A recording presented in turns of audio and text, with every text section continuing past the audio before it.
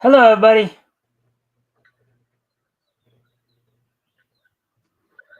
Hello, hello, hello.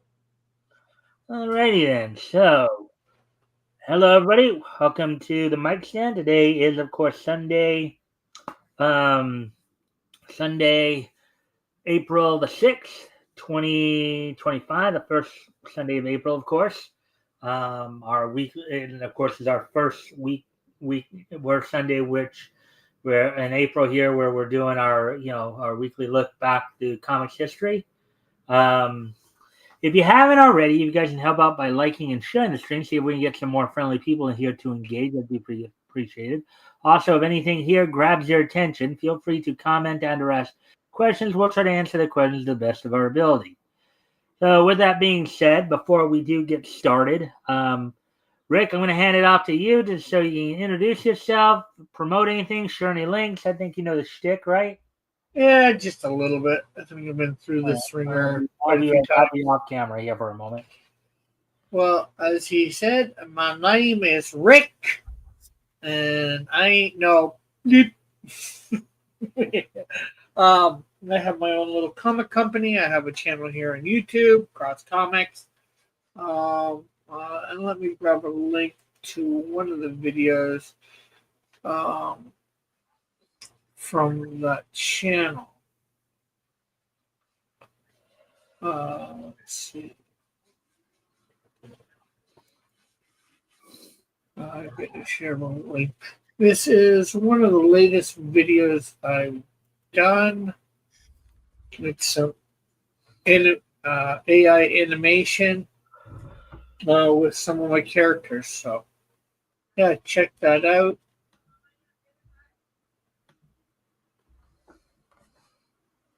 So, yeah, they're fun. I bought a subscription to this place, and I'm going to be probably producing a lot of AI animation stuff with it. Eventually, I'd like to, create a short film or whatever of my characters with it. All right. Well, and I know we just kind of jumped right into everything, but that's so I forgot to kind of ask. How'd your day go? How's your weekend going? How'd your day go today?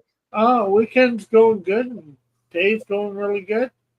Had a couple-hour nap before coming up. Well, I forget what time I went to bed, but I woke up at about 7. So Hmm. All right. So with that being said, then why don't we get into the meat of the material tonight? As I said, if you guys haven't already, you guys can help out by liking and sharing the stream. See if we can get some more friendly people in here to engage. That'd be appreciated. Also, if anything here grabs your attention, feel free to comment and or ask questions, and I'll try to answer the questions or will try to answer the questions to the best of our ability. So the first thing we're going to look at before we actually get into the readings, we're going to do a special highlight here as okay, during May of 1940, of course, we're of course covering the books that went on sale from Centaur Publications this month. Among those books included the 40th issue of Funny Pages. Funny Pages, of course, the lead feature was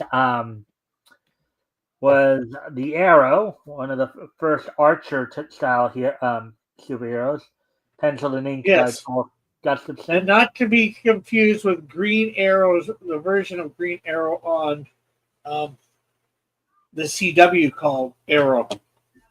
Yeah. Mm-hmm. Let's see. First line of dialogue: swinging the body of one of the ghouls. The arrow went into action in time to halt the tickling death. That's apparently that's what the dialogue said, but I don't know if that is what they actually meant or if it was a slight error because I'll show you in a second why. I wonder if it's maybe more of a slight error. So bondage, bows, swords, torture, all Gustafson credits verified and courtesy of Terry Gustafson, son of Paul Gustafson. So Paul Gustafson, of course, was the guy who created the arrow. The ticking. Now the title of the story here is the ticking death, as opposed to the tickling death. So, um, you almost have to wonder if there was a typo somewhere along the way. But anyways, Yeah. characters, of course, were Arrow and Maze. Foreign spies swarm into the U.S. trying to obtain military secrets. Cover story. All, of course, we already got that. And then some of the other features included Mad Ming, an adventure story. Randall Ross, Master Sleuth, obviously adventure detective mystery. Let's see. Kid Copper, adventure teen. Jest jokes, and we've seen those before. Those are like kind of the little, where they might have just little jokes here and there. Um, jest as in, when you're jesting or joking. The Circus Ensued, an adventure The series. circuit ensued. And then cartooning self-taught, an activity. Barney Mullen, Sea Rover, Adventure War. And that's all we got from there. So now we kind of touched upon that, and there's the cover right there. Kind of a nice, colorful color, wouldn't you say, Rick? Yeah. All right. So now with that, let's go ahead and get ready to move on now. Let me see. Actually, I don't even know how to do it because one thing all I have to really do is here.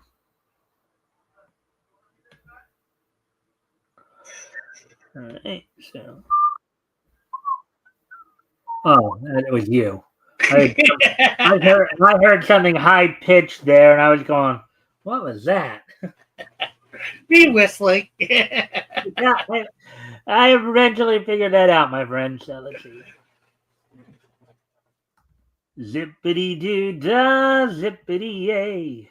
My oh my, what a wonderful day. Oh, Oh, and yeah. I was talking to Metal last night, and something that I know usually I know you have probably your show up on a different tab.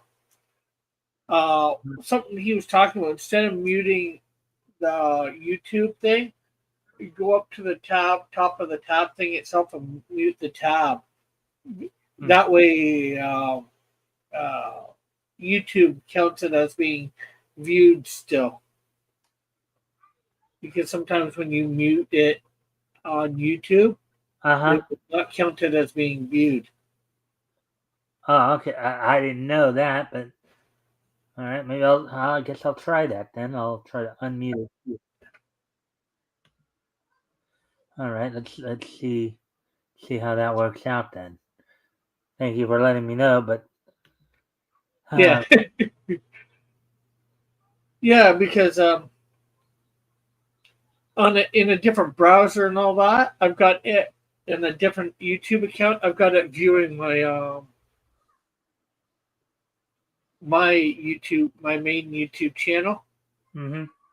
and just cycling through. I got a big playlist that just cycles through. Now I just started doing that the other day and to Mm-hmm. try to build up my watch hours. Yeah. All right. So let me find it. Okay, and there's the. All right. So as I said, we're going to start off with Amazing Man.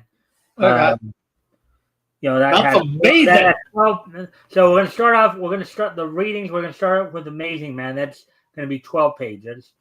The ICs, which will be 10 from Keen Detective Funnies, and then I believe for amazing adventure funnies or amazing mystery funnies, I believe we will we'll be reading both Phantom of the Fair and Speed Centaur. So 8 and 9. So basically a grand total of 39 possible pages there. So, Okay, anyways, let's see now. So yeah, we got that up. So now I can go ahead and reshare all that.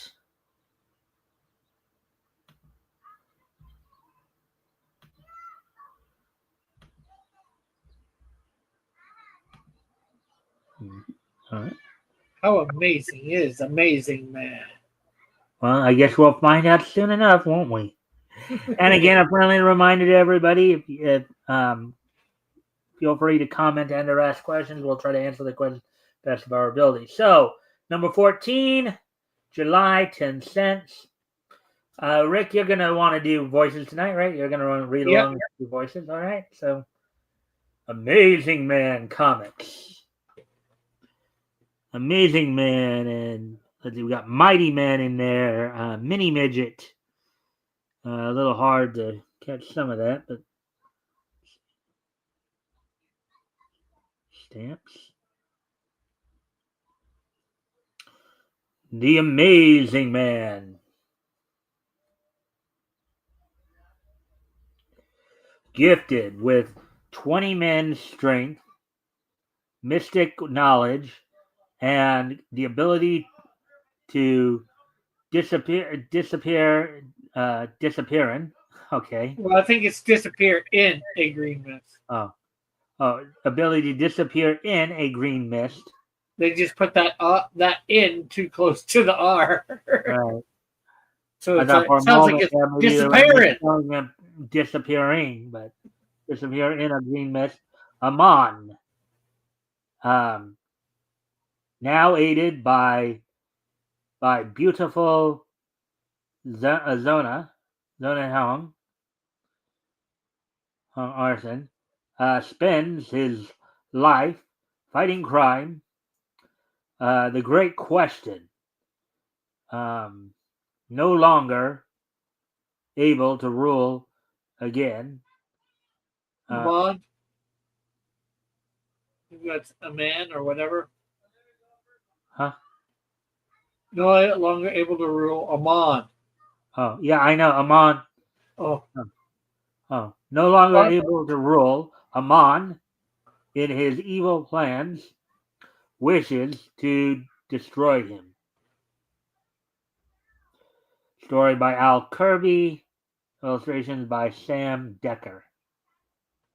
All right, I'm going to see if because partly the scan isn't maybe as good as it could be, but see if maybe helps somewhat.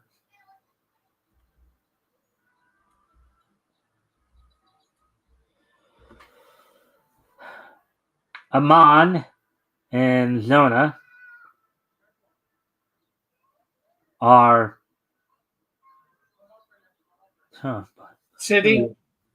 Yeah, are sitting in a hotel library or hotel lobby, waiting for a man, waiting for Amon. Oh boy, this is waiting for a man from an aircraft concern.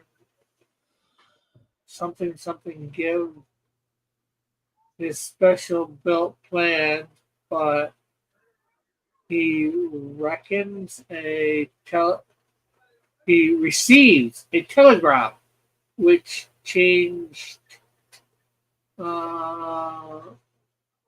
something the telegram says, and I guess that's hold on the next panel. Hold on a sec, Rick. I'm sorry, folks. I think this scan is just too. All right. Well, the thing is, the narration is the harder part to read, but it looks like we can still probably get through the. All right. Yeah. We'll keep trying. Well, that's very small printing too. So. Yeah, smaller than anything else. That one narration another 100 or so. It still didn't get it any better. Yeah, well, I think sometimes even though you put it up, something compensates for that, especially in a scanned page. You wouldn't think so, but anyways. Waiter. Or are you going to read the telegraph in the second panel? Hold on, let me just.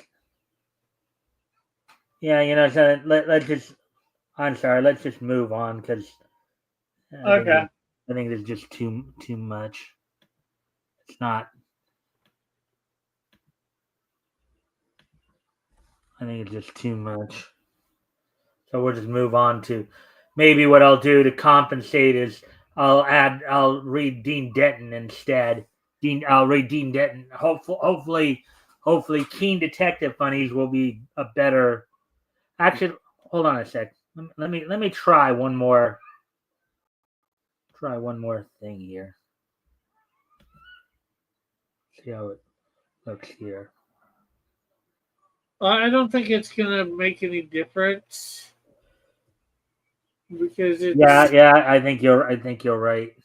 because it's the same comic that's uploaded no matter what. Yeah.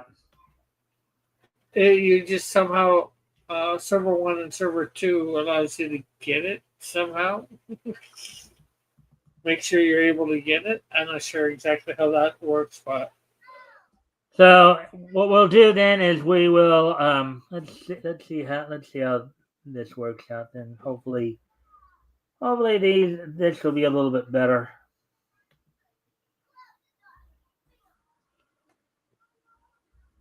That looks a little brighter there. The mat. yeah, it's Hawkman. Oh, sorry, Airman, something, Birdman.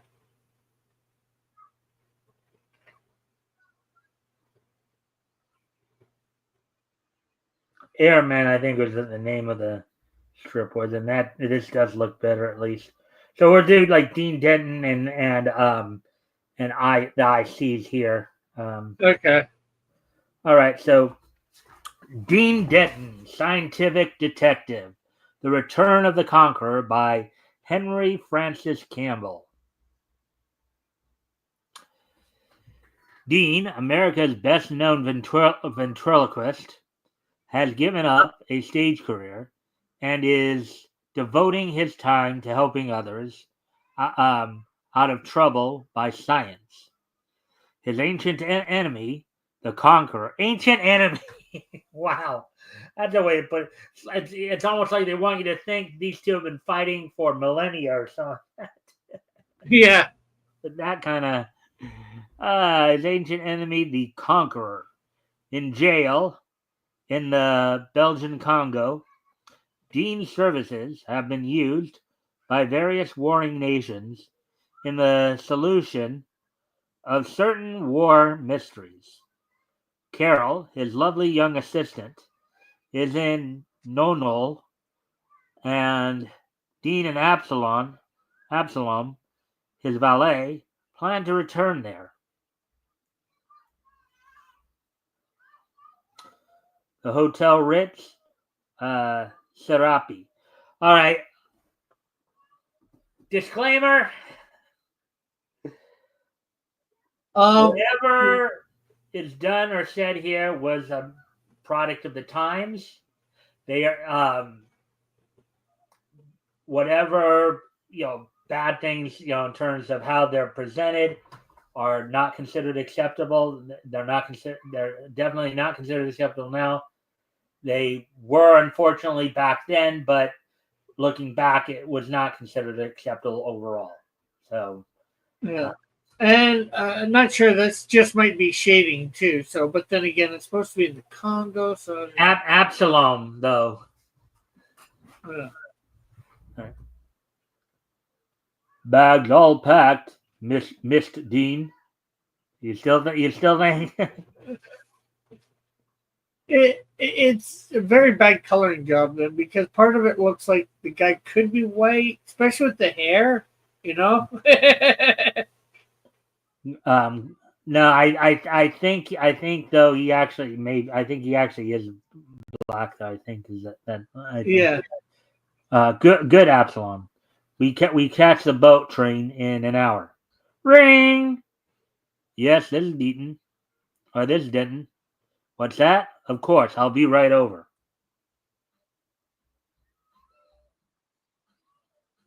Yeah, the shading there makes it look a little different, but I think he um, better unpack Absalom. The general Lissimo of the Serapi arrives. Artemis has just sent for me. Lawsy, more trouble. 15 minutes later. You want to do the guy behind the desk there? Mr. Dent, this is confidential explosions from within have been wrecking parts of the Togame line. Whew. That is bad, General. But wait, you have not heard. Oh, no soldiers' bodies were found in the ruins. Unoccupied sectors, huh? Not at all. Always, many troops were in the line, and our spies tell us that the enemy has had the same experience. Anything else? But yes, one soldier survived. I will let you talk to him. Send in Private Gargan. And Dean listens to an incredible tale. All right, you want to do the private there? Okay. Oh, I'm just coming back from the sector. I found a corner. I see a section of wall dropped away. Many soldiers, Seraps, Serape. Nonals, Yeah. Serapes, Nonols, and Serapis, Nonals, Namregs. Namregs come through. They wear gas masks. Comes the gas. I run. Is that all?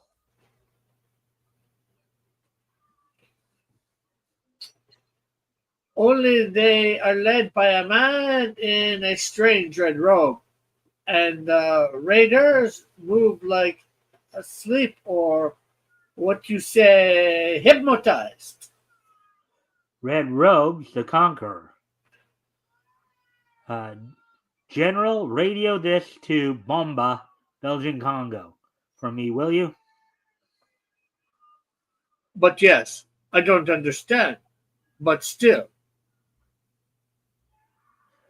An hour later, a reply comes. I knew it. The Conqueror escaped 2 months ago. conqueror? What? Who? We've been not reading the whatchamacallits.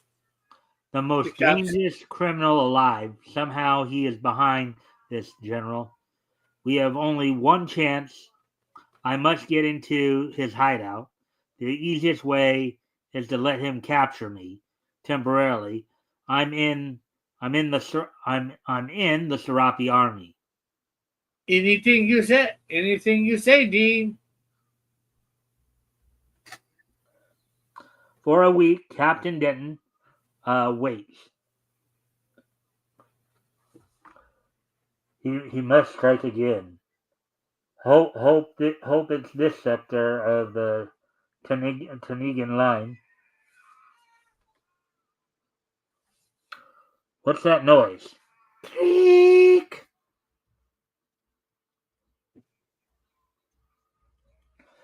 So that's how it's done. The underground room fills with gas and masked soldiers. 4 into the Tonigham line corridor. Look at that. That's got to be kind of a frightful sight, hey Rick? Yeah. Oh, actually, slowly a section of the wall. Okay, I should have read that first. I didn't know it was there. Slowly, yeah, we missed a couple of those because they put them at the bottom. Oh, for a week. I think I did see that Yeah, one. you did that one. It was on the previous page. Slowly, a section of the wall in the Tonigan line sinks from sight. Okay, so just as Dean lapses into unconsciousness, the red robe The Conqueror, right?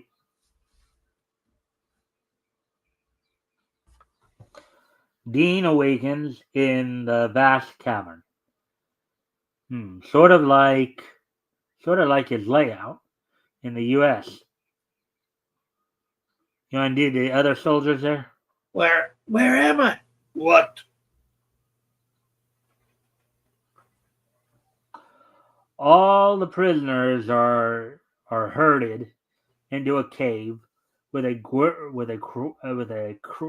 great pulsating light. That light. Hypnosis. I get it. All of you march!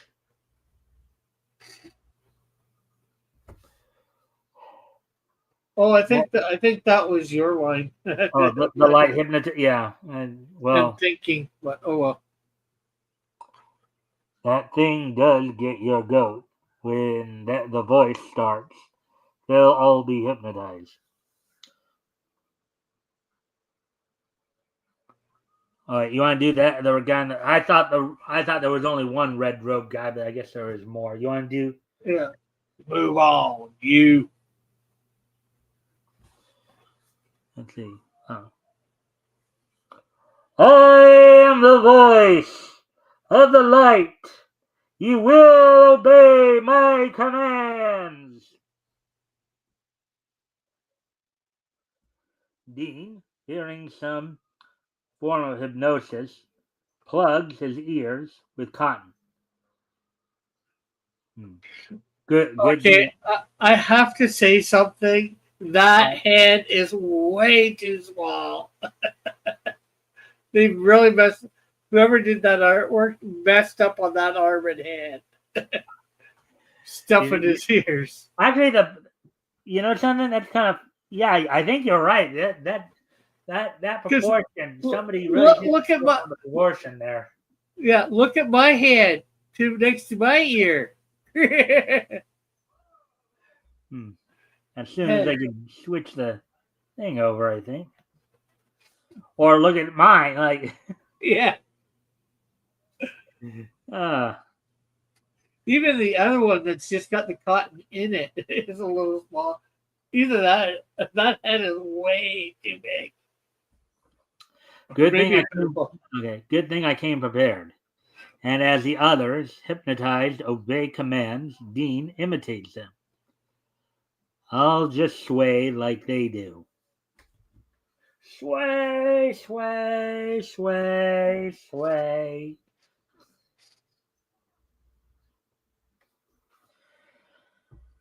At last, the great light dies and the curtains part.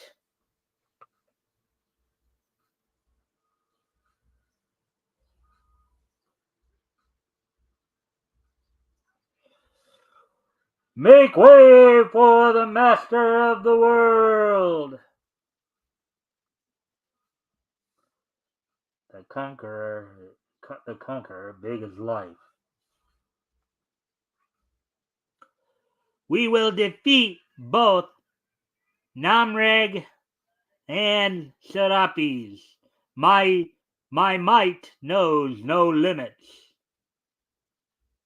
And I, and you with me, will rule the world. No one can stop me. No one.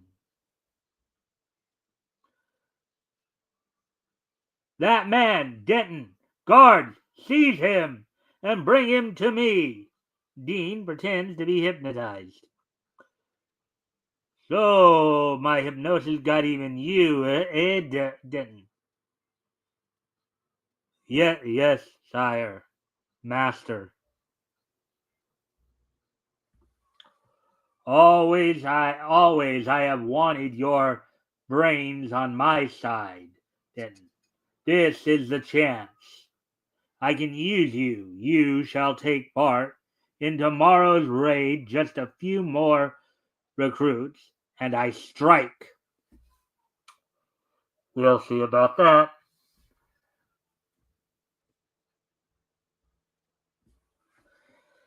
So the next night, Dean and a company of hypnotized men steal through a long tunnel.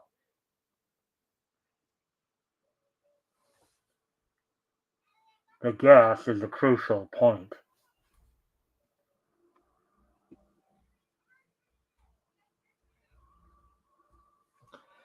Before a concrete wall, the red-robed leader stops. He turns a valve in the wall. Gas masks are put on, and Dean eases over toward the containers of gas. Actually, I think that was supposed to be the other way because of the arrow. The arrow's pointing from the small one No, to the big one.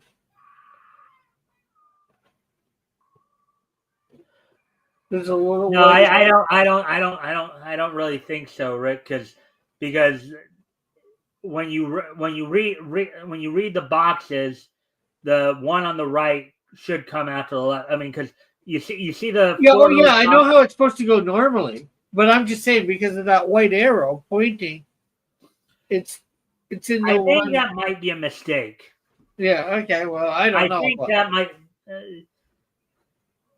Because that really doesn't make sense. You read it one way, but it goes the other. Well, it says, and then the Deaton eases over towards containers of gas before concrete. I don't know.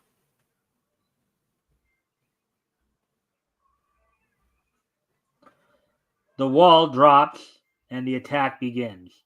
At them. Okay, so well, maybe you're right there then, or maybe what we're supposed to do was read the two and then go to the pictures. I don't know. It is a bit confusing. No, it seems like the way they put that panel together, it seems a little screwy at this point. Yeah. Because once we get down to the third panel, then yeah, you're right. It should have probably gone. There should have been the the kind of the top right, then left, then bottom right. Yeah, because it says they put the gas masks on. The way they put the narration boxes, it was more that I think now that looking back on it, I think what should have happened is should have just simply read the narration boxes, then gone down, then left, then right. It's kind of some kind of like screwy Z thing going on there.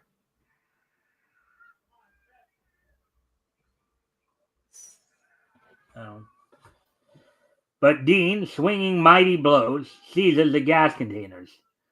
Not today, my friend.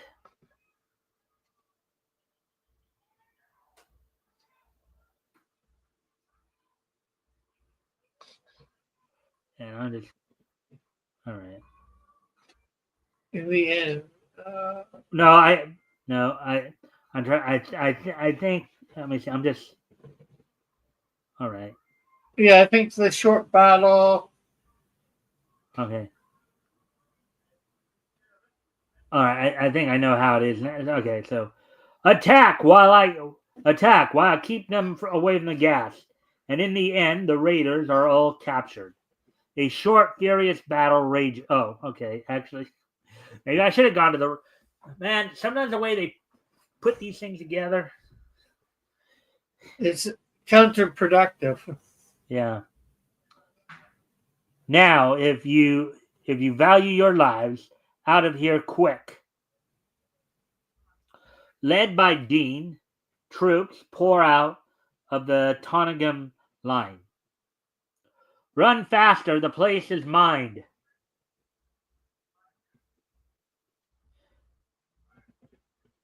All right. There is a terrific explosion, and the area just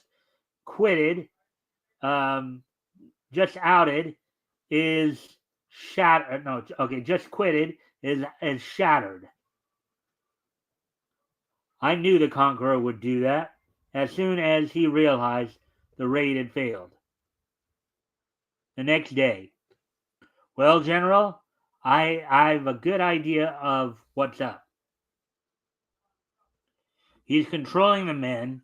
he captures by hypnosis and plans to lick you, the Serapis and the Namregs.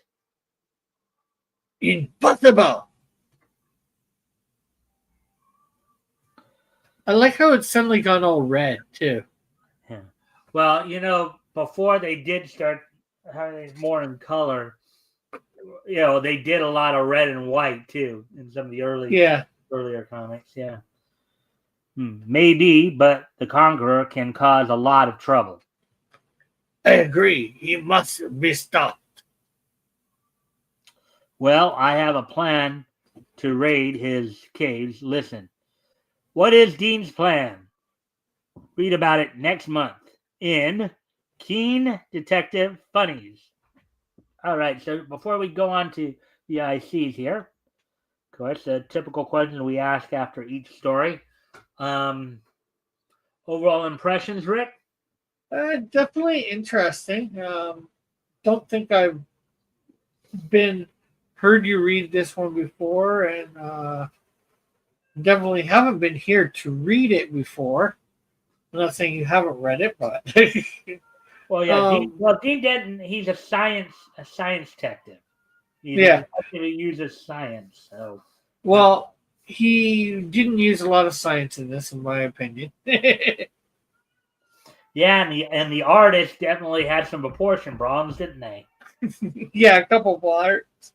There was a couple of minor things to it that, like that one hand. I think I noticed something else. I forget what off the top of my head. Or maybe I'm thinking the first story that we were going to read, but I'm not even sure how much detective work was really done in this either, except for, the little bit of going undercover. Yeah. But it was an all right story. It made sense, I'd say, for the most part. All right. All right, so ready to head on to the next story then?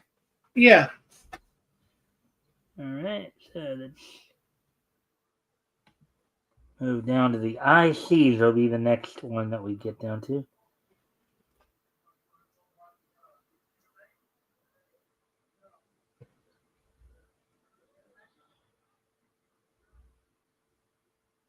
Yeah, and I'm mixing it up quite a bit here, aren't they, Dean? Matt?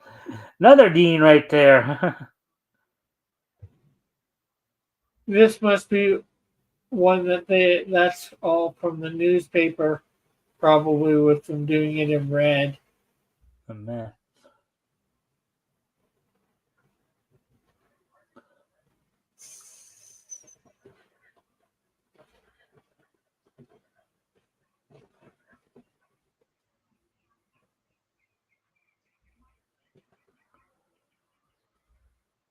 So we got the museum ghost murders. That's a text story.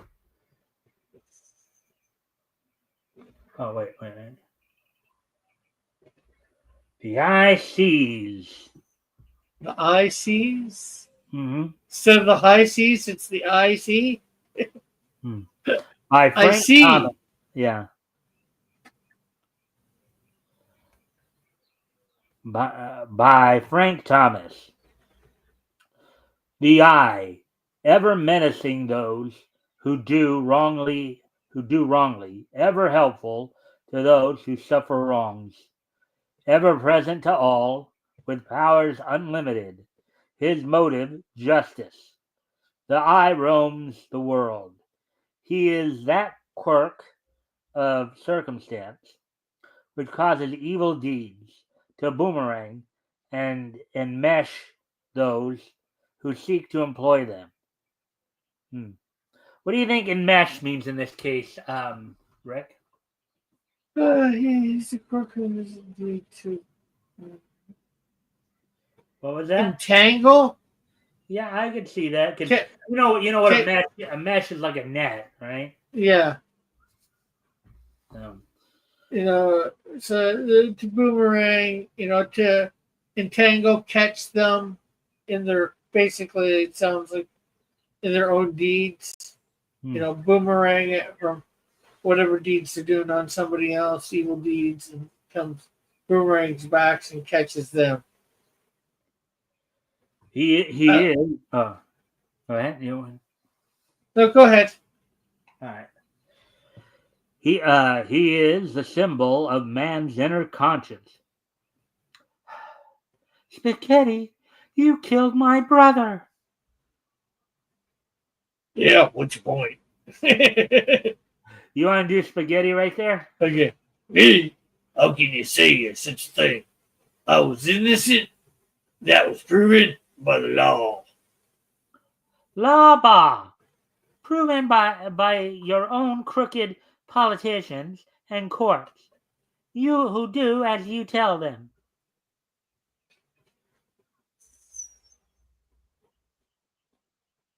Nicky was just a kid who got in bad. You took him into your dirty mob and then wouldn't let him out. I know, but he was too smart for you, Nicky. Nicky was. He got away and headed for the coast. But what chance did he have? Your San Francisco gorillas were waiting for him, and the minute he stepped off the train, he got his. And you're gonna get yours too, if it takes me the rest of my life, you murderer. That's enough. Throw her out, boys, and don't let her in again.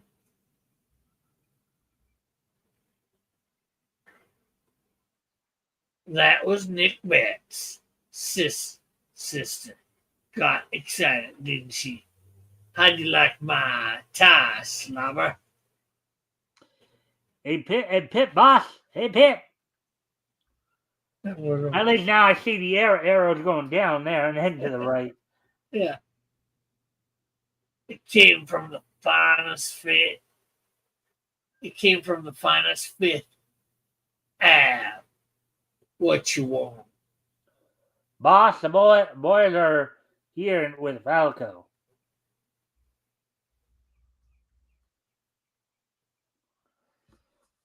What's the idea, Spaghetti? Why can't you leave me alone? I tell you, I'm through. I'm going straight. Yeah, Falco, I know. That's what I don't like.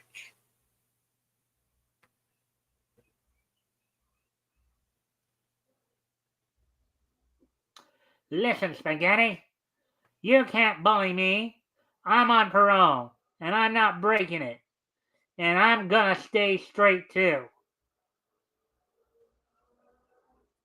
Is that final, Falco? Yes, that's final. Let him have it, slobber. Donk. And the eye sees there.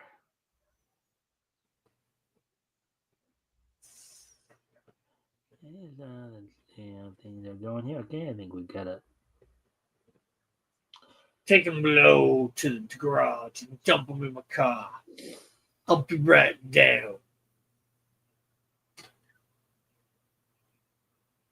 Yes, slobber. As I was saying, this tie came from the best Fifth Avenue haberdash. It set me back 50 bones. Okay, Rick, do you know what a haberdash or haberdashery is? I'm gonna say store. Based on It's a type of store. Do you want to take a wild guess at what they sell in those particular types of stores? Maybe cigars. It's either cigars or fashion. Well, that has nothing to do with fashion. Pardon?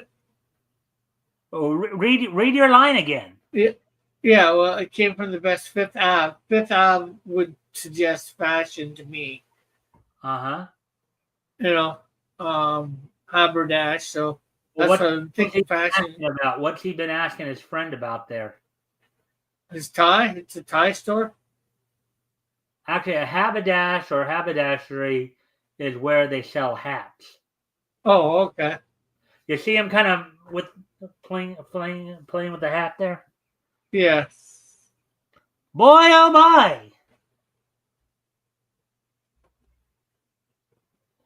Falco is still out. I've got him on the bottom of the car with a blanket over him. Then let's get moving. Slobber will dry.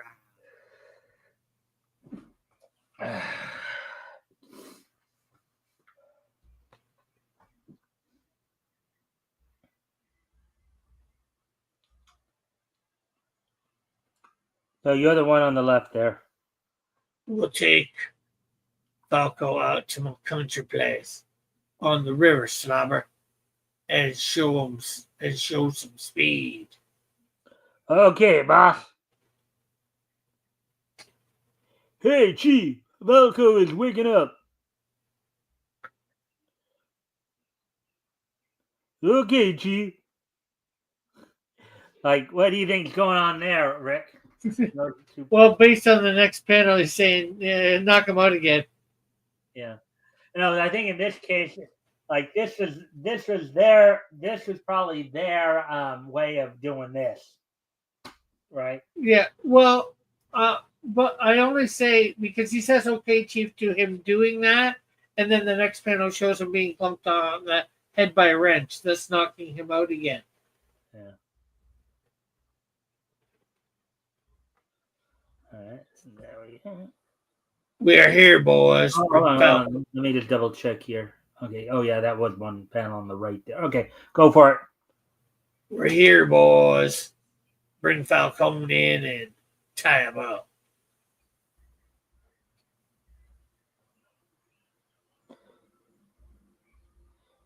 Hey, Falcon, wake up.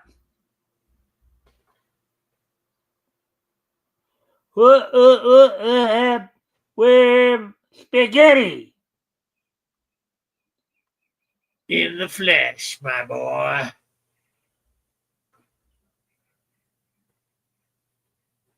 Falco, this is your last chance. You know too much about my organization. Will you join up? No. As if released by a coil spring. No, down. Oh, there's an arrow pointing down. Oh, okay, I'm sorry. Yeah. Okay. All right. The room is deathly silent as all eyes are glued on the pudgy right hand of Spaghetti waiting. The fingers twitch, the slowly two are lifted, and Spaghetti's signal of death. As if released by a coil, springs the killer, leaps by a coil spring. The killer leaps to its task. Chief, I nearly blew him to pieces. Boss, just saw something just before Slobber ran lead. It was in the next room. Well, what? He looked like the eye. The eye? You mean the eye? Well, so what? I'm not yellow. The eye can't hurt me. Not Spaghetti. No, sir. What do we do with Falco's body, boss? Follow me. I'll show you. See these bags? Looks like cement.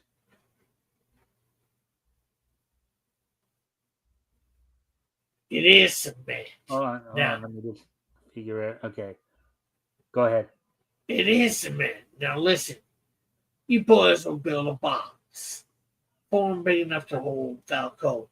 And then mix a batch of mortar and pour it in on him. A regular concrete coffin, you see. Oh, like they always used to do in the old days, huh? Yeah. That was a common mafia punishment. And when it gets hard, you load it on my boat and dump it to the bottom of the river. Oh, boss, that's work. Why not feed him to the fishes as is? Because we got to be extra careful this time. The governor is interested in Falco's case. Got him his parole, though liable to call in G-Men to investigate. And G-Men ain't something I ain't got any influence with, savvy.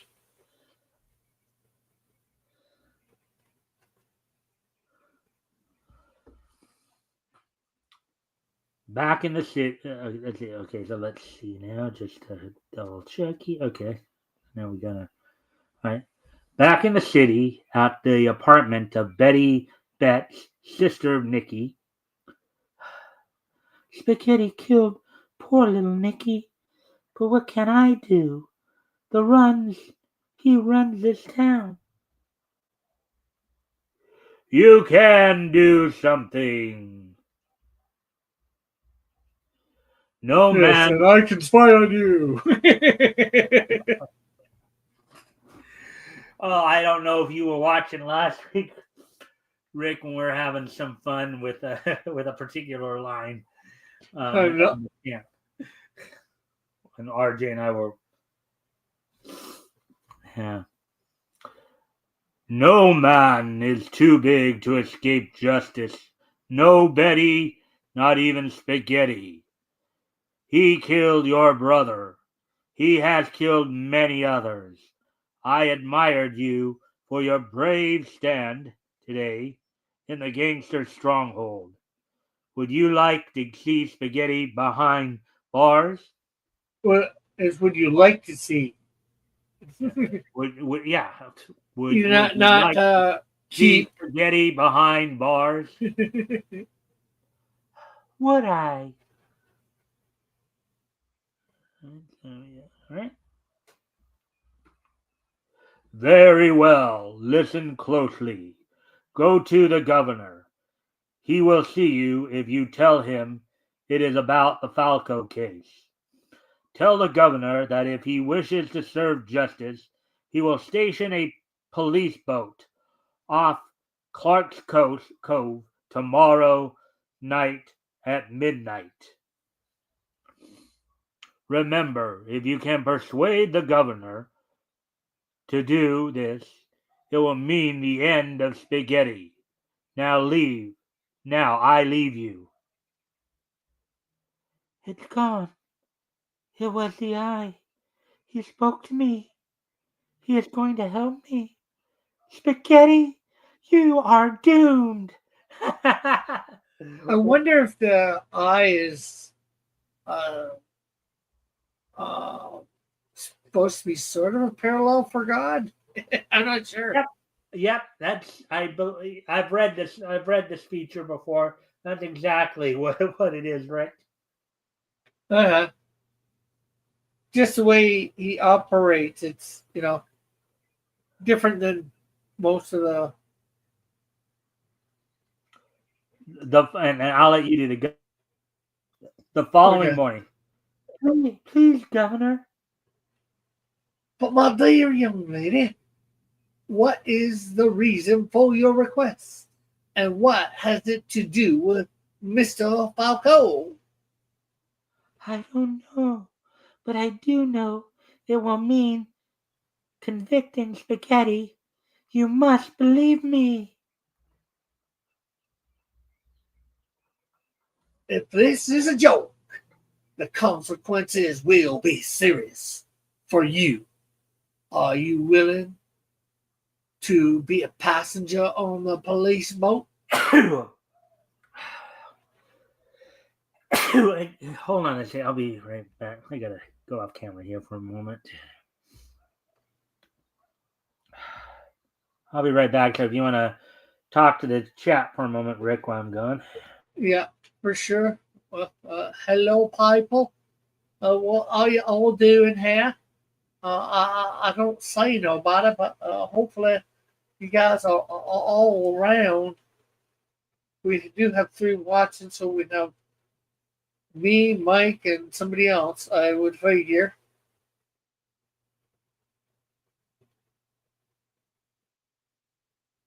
Hopefully, you are enjoying what we are reading, liking the voices. Um,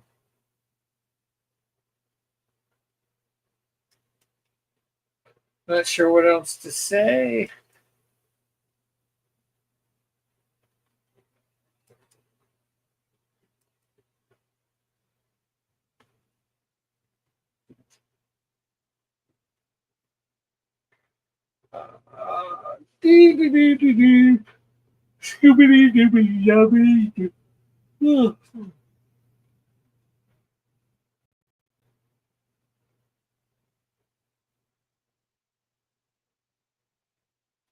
You know what?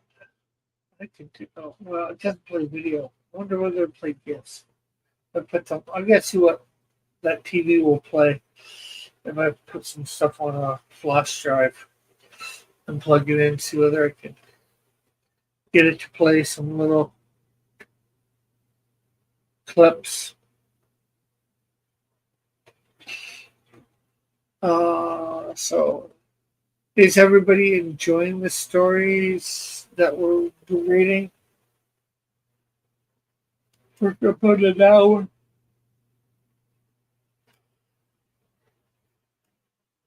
In. So,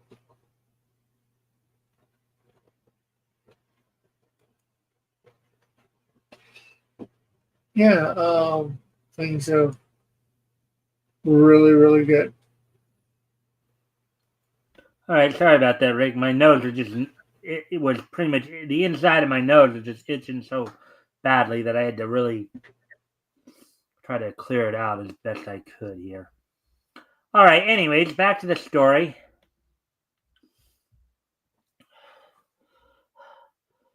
Willing, I'd love it.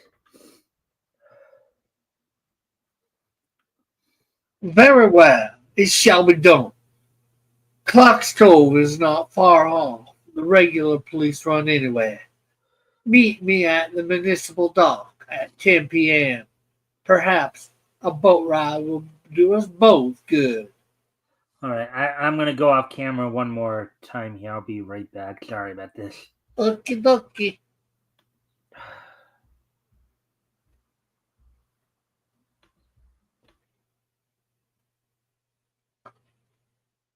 Okay, so what shall we do with the drunken sailor? What shall we do with the drunken sailor? What shall we do with the drunken sailor so early in the morning?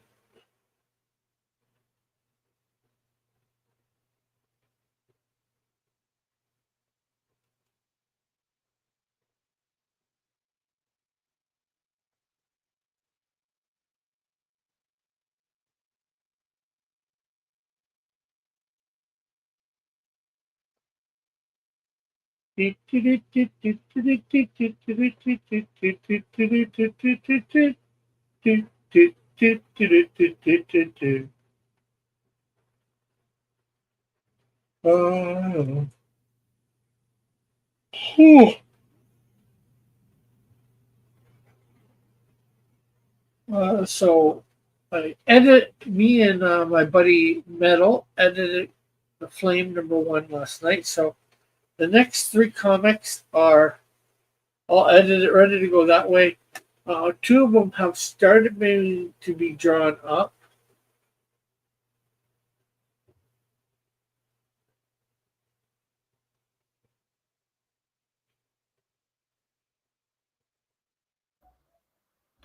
And hopefully now I've cleared out my nose enough to where it's not going to affect me too much here.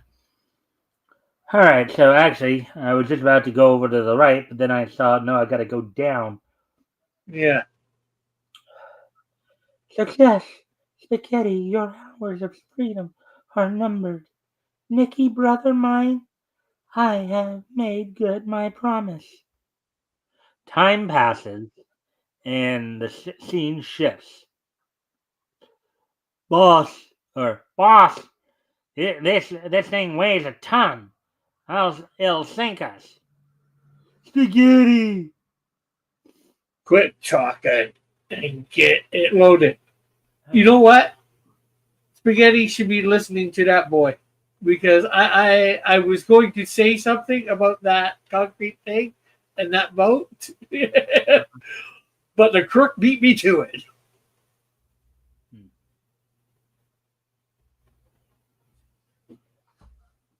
What are you yelling at for? You fool. They could hear that clear across the river. My name, too. But Chief, it was the eye. You're daffy. One more crack about the eye, and you'll go to the bottom of the river with Falco. Now, I'll give you guys just 3 minutes to get that thing on the boat and out of here.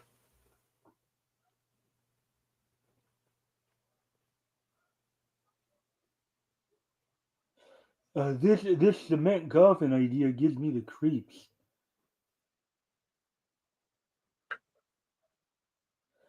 Me too. When do we dump it? Shut up. I'll tell you when. Look, a police boat. They never came in here before. So what? We're running without lights. They can't see us. Here's where we dump Falco. Over she goes. Look, boss. It floats. Let's get out of here. We can't leave that thing floating around here. Why doesn't it go down? Because, gents, I am holding it up. And that is not all. Watch this. Behind! I had a feeling that it was probably going to be all three of them who were going to say it at the same time. So, seemingly caught in a sudden current, the coffin rams the small craft with its sharp corners. Crash! Down. Yeah, I know, but there's a crash first. We're sinking. I can't swim. Turn on the lights. Signal the police boat. Anything.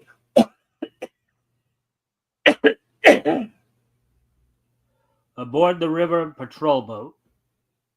Look Look. over there. Lights and shouting.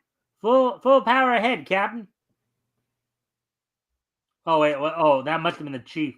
I'm sorry. Go for it, Rick. Sorry about that. I think that was. Look over there. Lights and shouting. Full power ahead, Captain.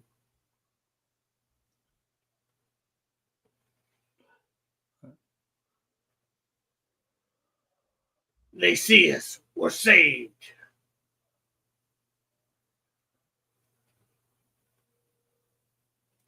Spaghetti, what are you doing out here on the river without lights? Beg pardon, Governor. There also seems to be a large oblong object floating alongside. Bring it aboard. It may be evidence. The following day, You'll be interested to know, Miss Betts, that the mysterious floating cement block contained the body of Falco. And as evidence, we'll send Spaghetti to the electric chair. another thrilling eye story next month. All right, Rick. So overall impressions? Interesting, definitely. Definitely not your usual, the usual type of story, for crime fighting, if you will. Mm-hmm.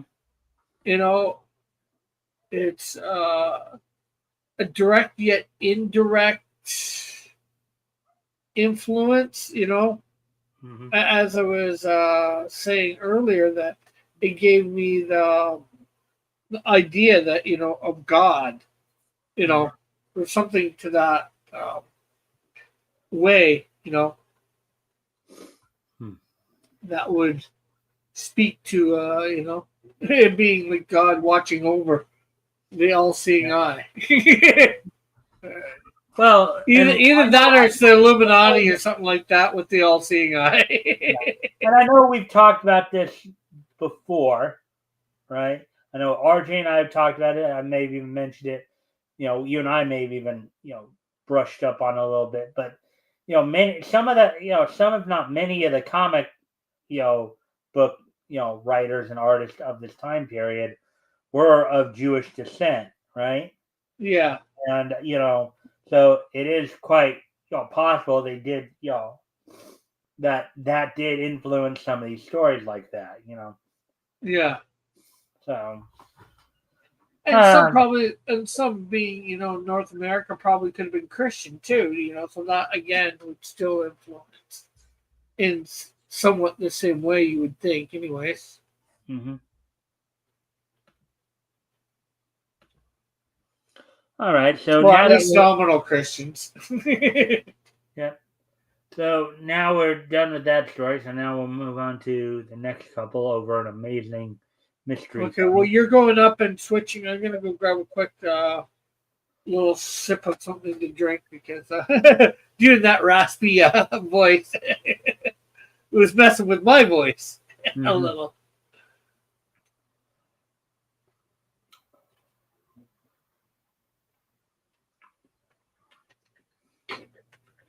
And a friendly reminder to everybody, of course, if you haven't already, you guys can help out by liking and sharing the stream. See if we can get some more friendly people here to engage. That'd be appreciated. Also, if anything here grabs your attention, feel free to comment and or ask questions, and we'll try to answer the questions to the best of our ability. So, anyways, as we prepare to head over to Amazing Mystery Funnies, number 22, to check out the next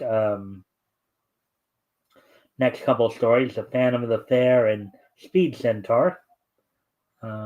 Hopefully you're enjoying the selections as we're reading them and doing the voices and all that.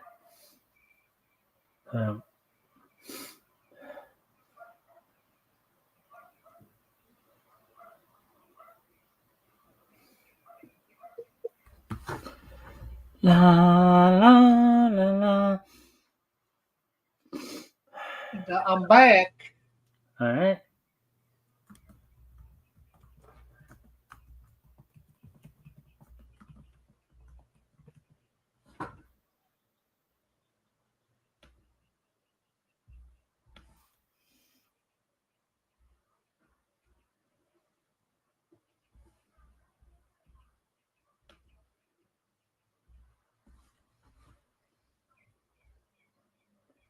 And really, this was. Let me just go double check something real quick, just to make sure.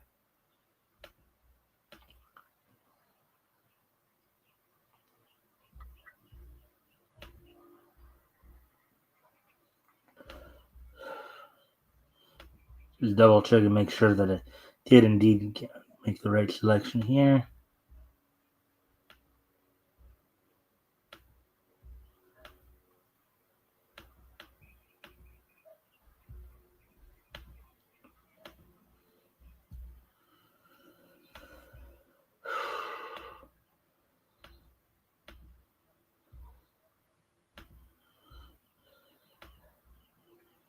Yep, that's it. That's exactly what we're going. Okay.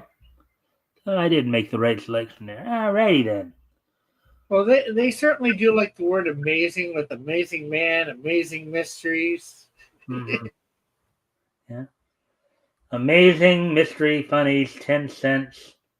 July number 22.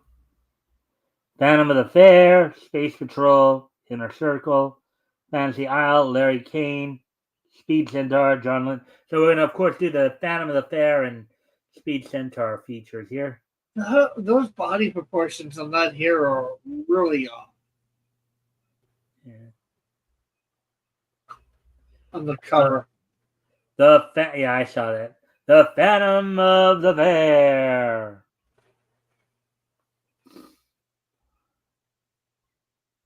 Will he be fair? At the office of the um, local baseball team.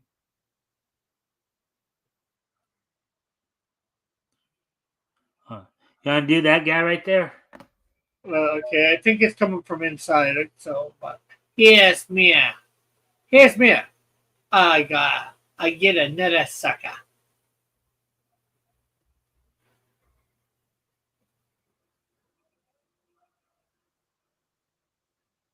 I think he was the guy saying the sucker line. Yeah, I think the guy.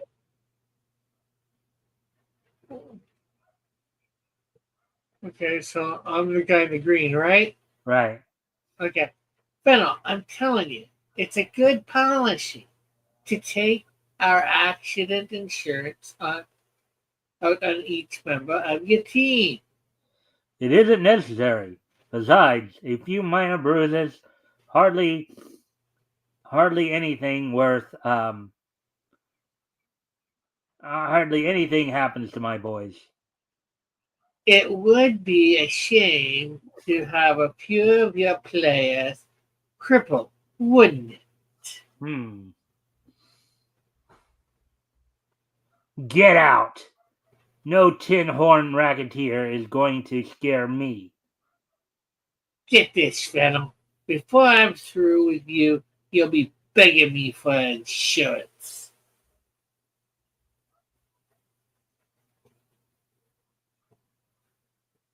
We'll follow the usual routine. Get going. That afternoon, that's Dan Ferris, second string catcher for the baseball team. How does it look? I can't tell until we take x-rays.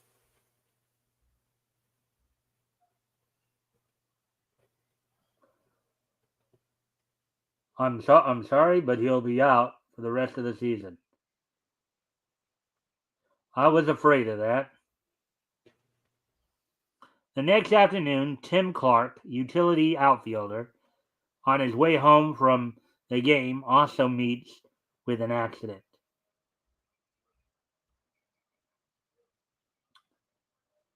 We'll have to rush him to the hospital. At the ballpark, Tim Clark is under observation at the hospital. Wait, I'm sorry. Tim Clark is under observation at the hospital. He'll be lost for a month. Those accidents seem very peculiar to me. What do you think? I wonder if I didn't make a mistake.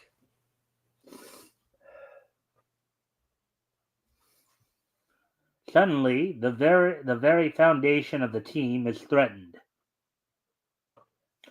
Jim Brown, the best player on the team, is driving to the ball game. A doubleheader today. We ought to win both. On the viaduct, Brown is being squeezed over to his right by another car driven by Dono, one of Conroy's henchmen. Hey, what are you doing? Jim's car is pushed off the viaduct. You'll find out soon enough what I'm trying to do. The car hurtles down. Suddenly, a mysterious black figure dives down after the car.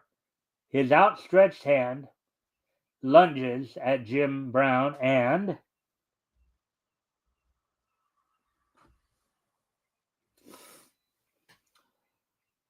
yanks him out of the car. Okay.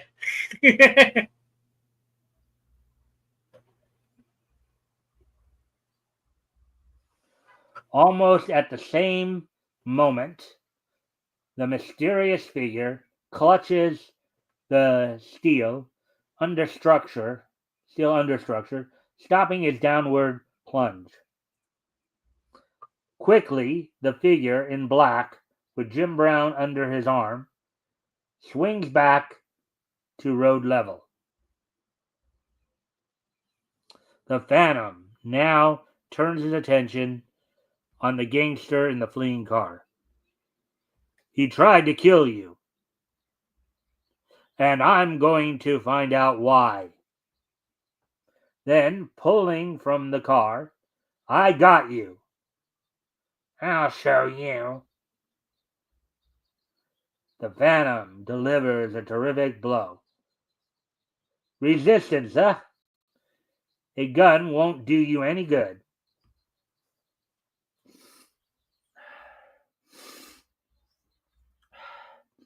I'm going to drop you unless you tell me who sent you to kill Jim Brown. Let me up, I'll tell. It was Conroy. He wanted us to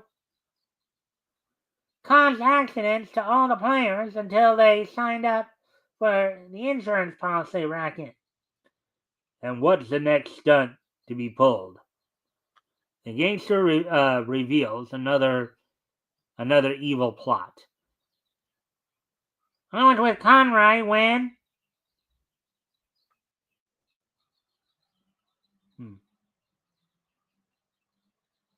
I am injecting nitroglycerin into the center of these balls. When the batter hits one, bam! Tonight, go to the park and... That night, I went to the ballpark. Close to the pitcher's box is a small receptacle built in the ground, holding a supply of baseballs for the pitcher's use. Following instructions, I replaced two of the balls with those Conroy had given me.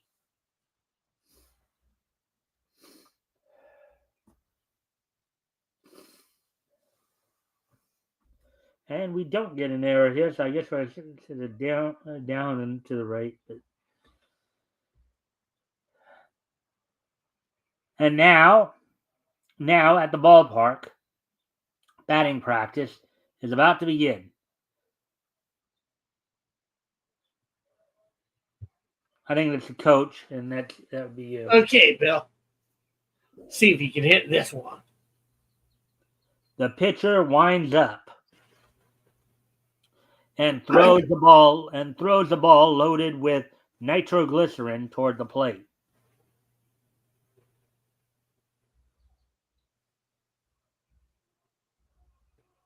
As the ball is speeding towards the batter, the Phantom dives down toward the endangered players and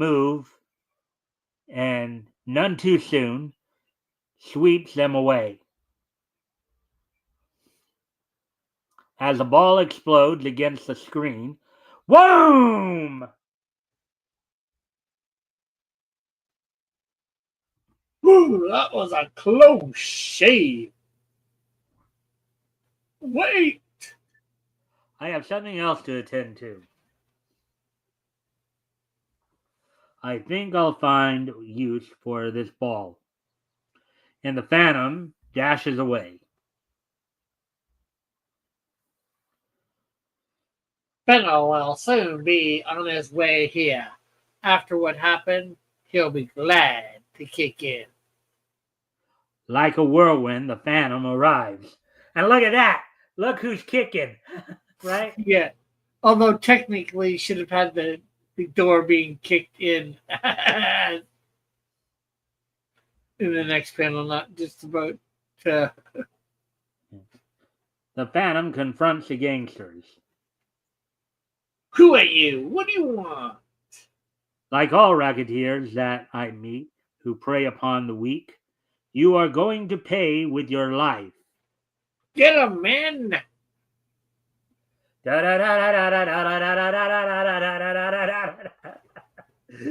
You know where that's Oh, from, right? man! Oof! You know where that little Yeah, yeah. Batman! Quickly, the gangsters respond to their leader's orders. Wham! Pow!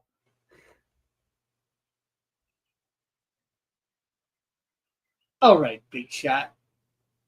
Here's where you get yours. Sorry to spoil your fun, but I've got to go after Conroy. With a leap, the Phantom gets through the window. Conroy's making good his escape.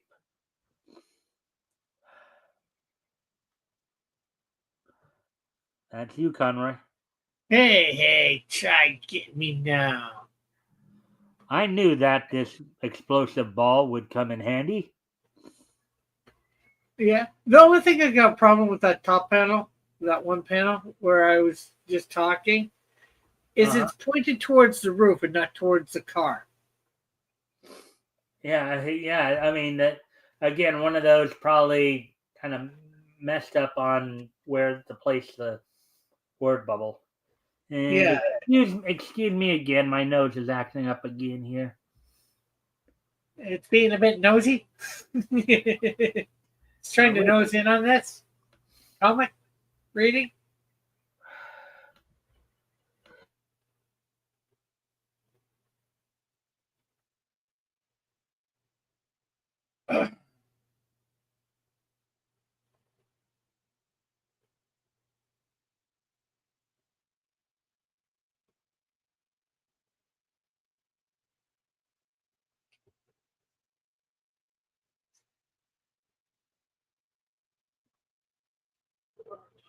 Yeah, but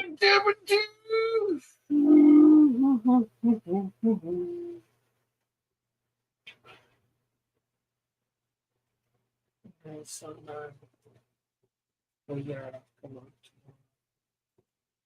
See if I can find something. We got something.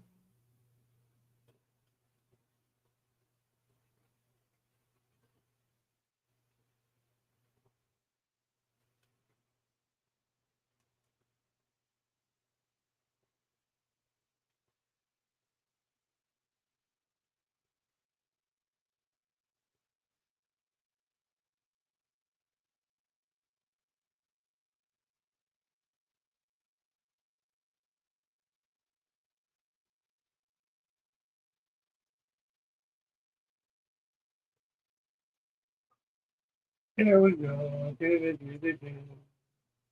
What can you do with a when you live in a shoe?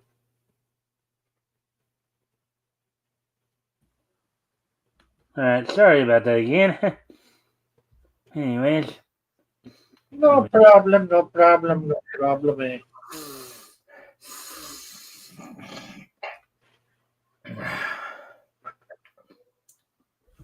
all right. Anyways, like a shot out of a cannon, the ball hits the gangster's cars. Wow! Why it's Conroy, the racketeer. These boys end up the same way. Oh wow! There it is.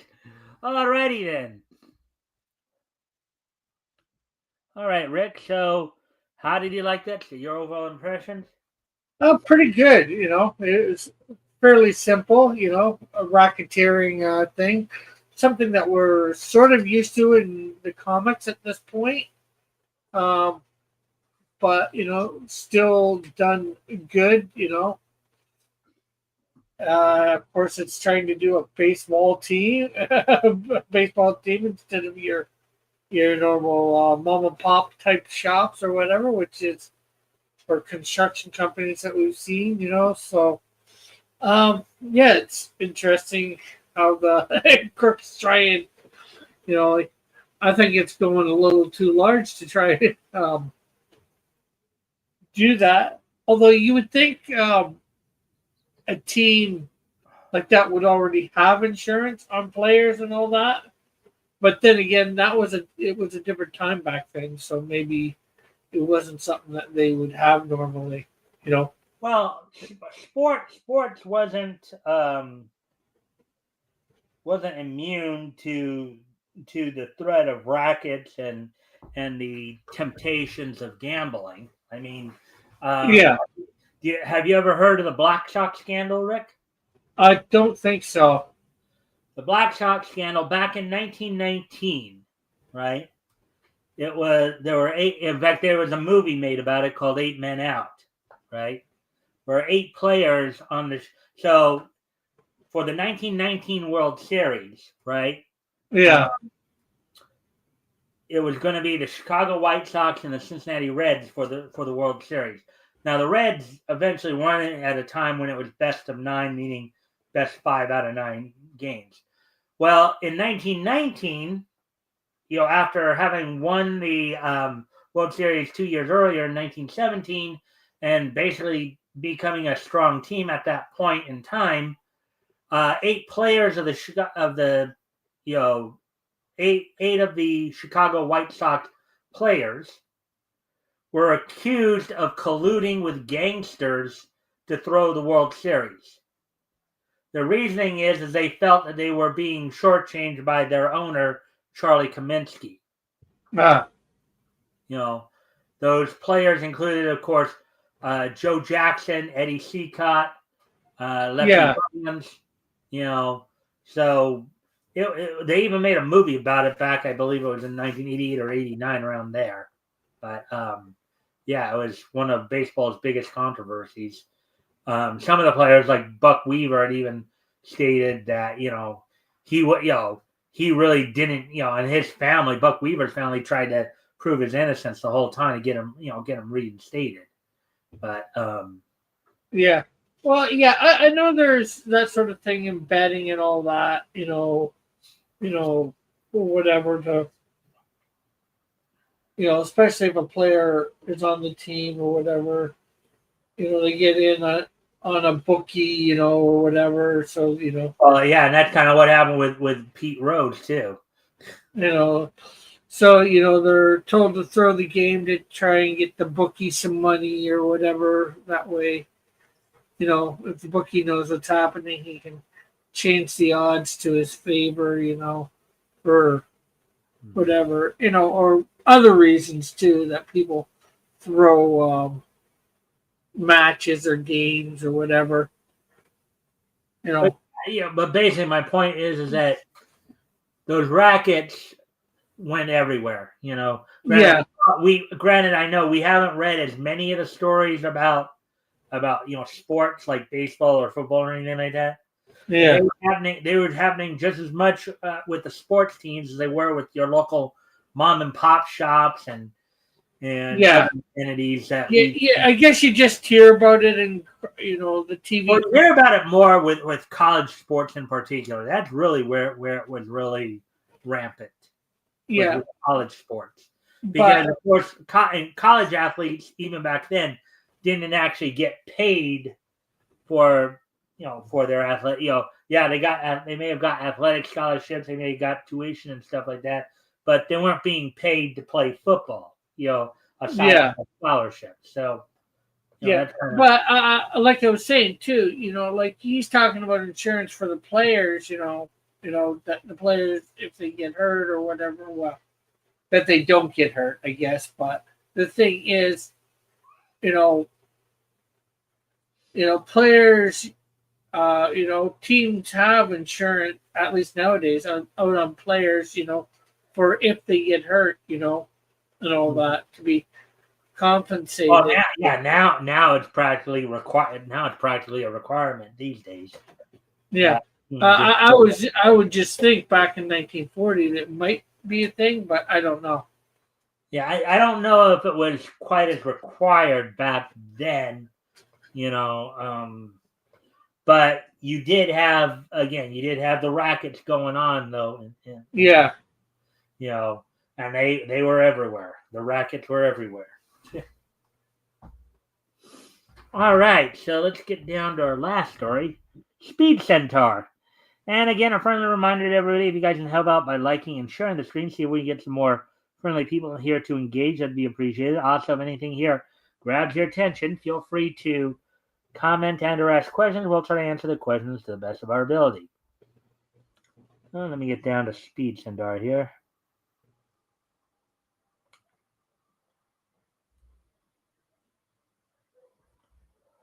Look at those aliens.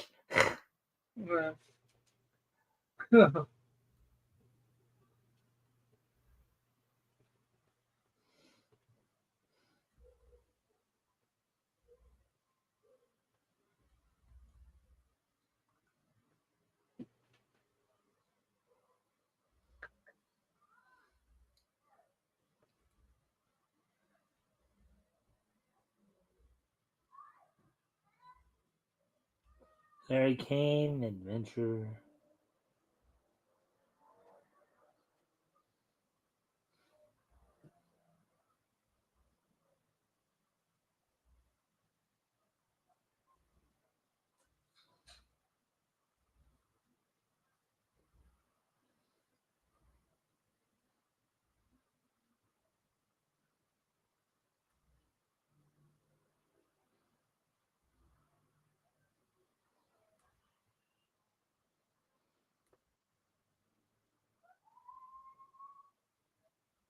Here we go, Speed Centaur by Malcolm Kildale. I believe you've read at least one or two of these stories with me before, right? I think one. Yeah, look at that, Speed Centaur by Malcolm Kildale. In the laboratory of Hair Tonic. Hair Tonic, okay. On the outskirts of the city of Rackets. You want to do the evil scientist here, Rick? Thank you. Yeah. In a few minutes, I will know in my years of work have been in vain. They live. Slowly, the figure of a man rises up from the operating table while that of a huge dog stirs on a smaller table beside him.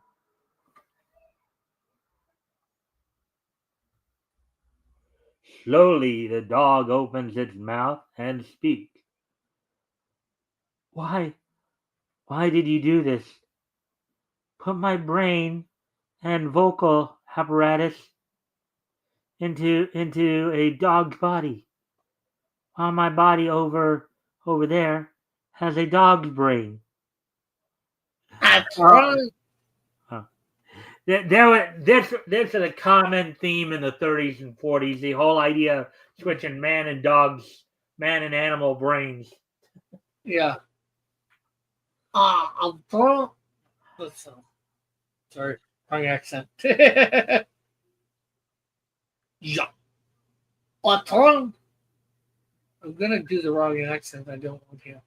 A trained have trained from a pup to be faithful only to me, but I needed a man's body with your faithful brain, for there to be much work to be done, and that man will do as I say. The only problem with that, if a guy, you put somebody who's not loyal to you, their brain in a dog, just because the dog's loyal to you, they won't be. Ow. I'm trying to get the German accent again. Ah, yeah. Oh, yeah. I see nothing, I hear nothing, I know nothing.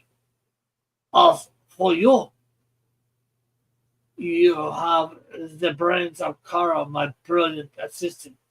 I had no wish to destroy them, so you see, you will help me. You fiend!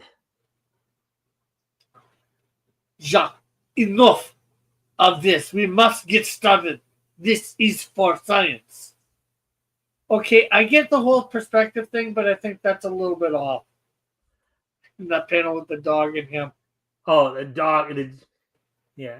Well, I think what it's supposed to be, I think what it like, the dog is like super close. Like if Yeah, I get we're that. looking at it like a camera, the dog is pretty much right in front of the camera, and the guy is like maybe about 15, 20 feet away. I think. I get that, but I'm saying I think the guy would still even be bigger than that in that shot. But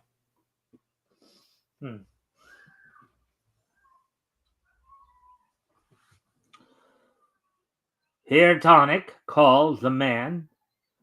Oh, wait, that's you. Sorry. Carl, what do you want? Cha, I forgot. I must call the man by the dog's name. Wolf. So even he's getting a little scatterbrained there. Yeah. As the man walks toward him, the scientist shows him a dress. Bring back the woman. Go, Wolf. And so the man with the dog's brain enters the city with one purpose: to bring back a woman to his master. Yeah, the only problem with that is the smell would not be as good as the dog's. What was that? His sense of smell would not be nowhere near as good as a dog's. Yeah, good point there. At that moment, Real McCoy, friend of Speed Centaur, is walking his girlfriend home. Look at this man approaching us, Real. For heading toward Real and the girl, with lips drawn back, baring his teeth in the manner of a dog, is the man Wolf. Staying back of me, Marcel. This guy looks like trouble.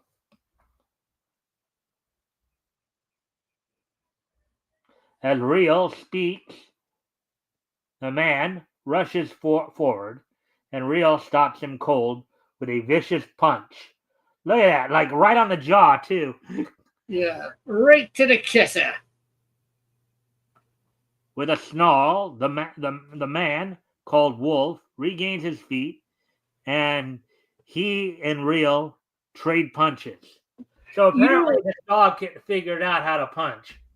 Yeah, I was just gonna say that this man, this dog in a man's body, I don't think would realize how to fight. Well, frankly, in some ways, the thing is, having his brain inside having his brain transferred from his dog body to his human body would take some amount of time for it to incorporate, like all the nerves and all that, adjust to all like synchronize with itself. Right? Frankly, I'm surprised this guy is even walking on two legs. I would figure because he would be, the dog would be used to being on four legs, it would be walking. But but of course, Rick, what have we talked about before? Whenever we've talked about some of the stories, sometimes with these comic logic, right?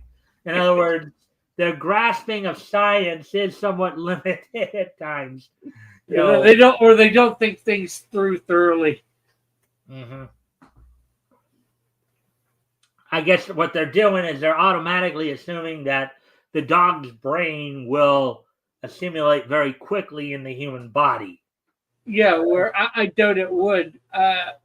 In fact, I think it would be comatose because I don't think it would know what to do. Yeah. Marcel stands terrified as she watches the struggle between Real, and this strange man. At the sight of Real getting Knocked cold, Marcel slumps to the ground in a faint.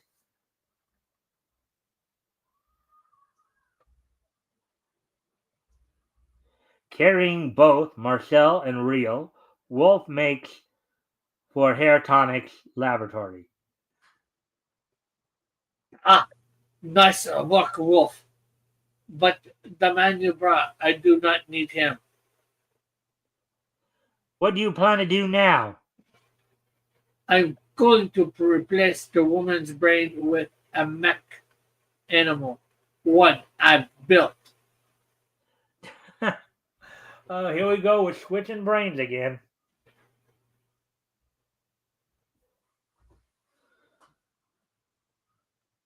But the man dies in the morning. The next day, oh, my head. Wonder where I am.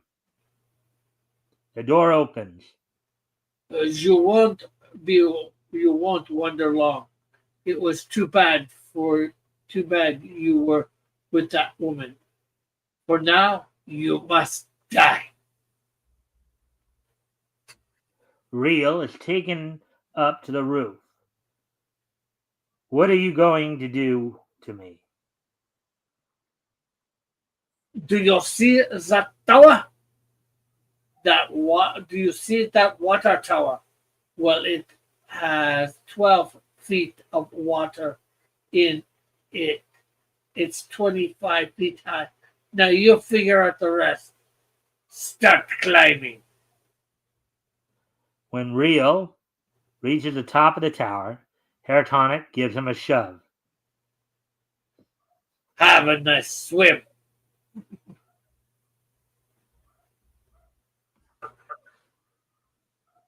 When you get tired, just lie down in the bottom of the tank and go to sleep. I guess this is the end. And Marcel, I wonder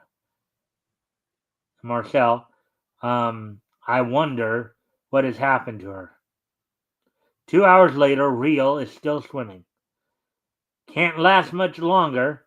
Wish Speed were here. At that moment, Speed is leaping over the city. That speck high in the sky, it might be Speed. I'll splash the water. Maybe he'll see me. It's a 1,000,000 to 1 chance. Yeah. That's fun. Oh, go ahead, Rick. I'm sorry. I'm like, yeah, that's definitely for sure. That would be quite fanciful if it did work. I think it will, though. Yeah. Logic we're talking about, right?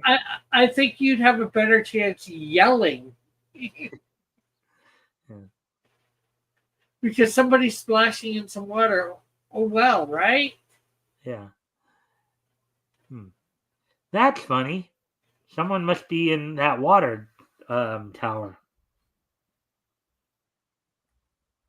Speed swoops down over the water tower. Why, it's Real. Hold on, I'll have you out in a jiffy, Real. Landing on the roof, Speed picks up a rope that had been lying there, and he tosses one end to Real in the tower. Grab hold of that, Real.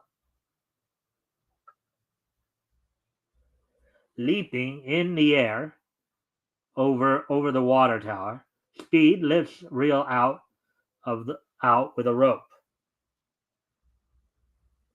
And the two land on the roof. What's this all about, Real? I don't know, Speed, but we have to rescue Marcel, and quick. Meanwhile, in the laboratory. The all is ready, Carl. The girl is on the operating table asleep. See, this is my mechanical brain. I hope it works, sir. It will. And You must help with the operation. Okay, I'm in. This now. This now. So come on, let's get it over with. And so the strange pair are about to start the operation. I'll do as you suggest, Carl. I'll cut at the base of the skull. At that moment, a crash is heard over the head as Speed breaks down the roof door. What is that? In here, Speed, quick! Grabbing hold of the steel bars, Speed pulls them apart. Hair Tonic draws a gun and fires. Take that! But the bullet just missed Speed. You rat!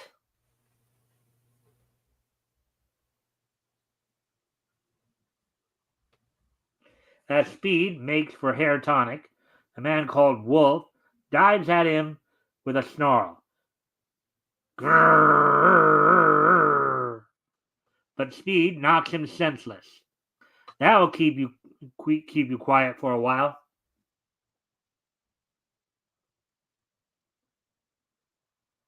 Stop! You'll kill him.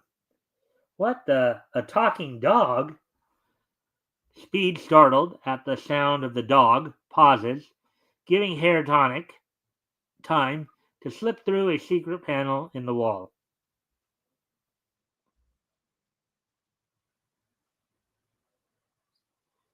You take care of the girl, Real. I'll go after him. I'll help you. I'm convinced he's a maniac now. A strange pair dash down a secret passageway in pursuit of the mad scientist. At the end of the passage, a steel door bars their exit, while the madman's taunting laughter can be heard on the other side.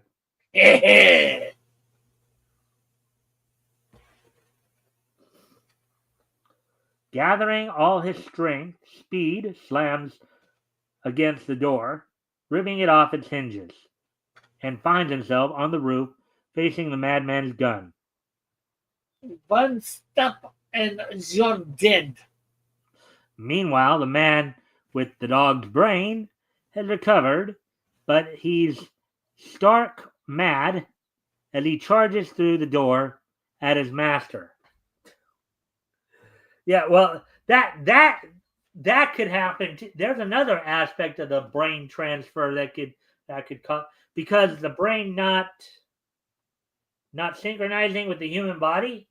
Yeah, could cause him to go mad too. Could cause a psychotic break.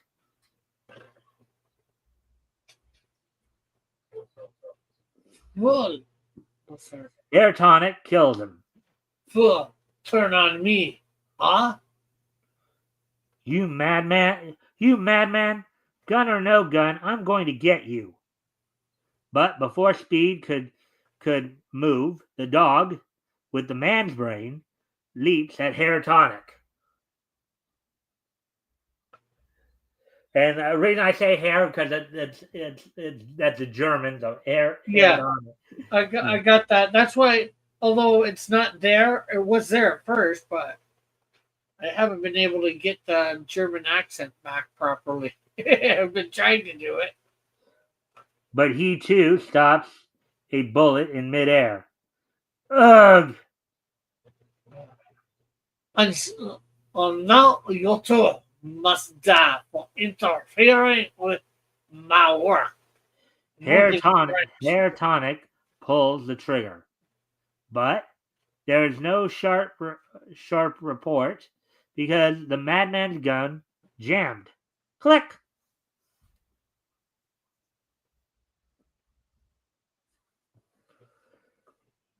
You're finished now, and I'm going to hand you over to the police. No. They will never know the secret of my brain operations. and with the laugh of a madman, Herr Tonic leaps from the roof to his death. Oh, he was a madman, wasn't he? Yeah. Later, thanks, Speed, for saving our lives. Yes, Speed. If it weren't for you, I might have been mewing like a cat, or something.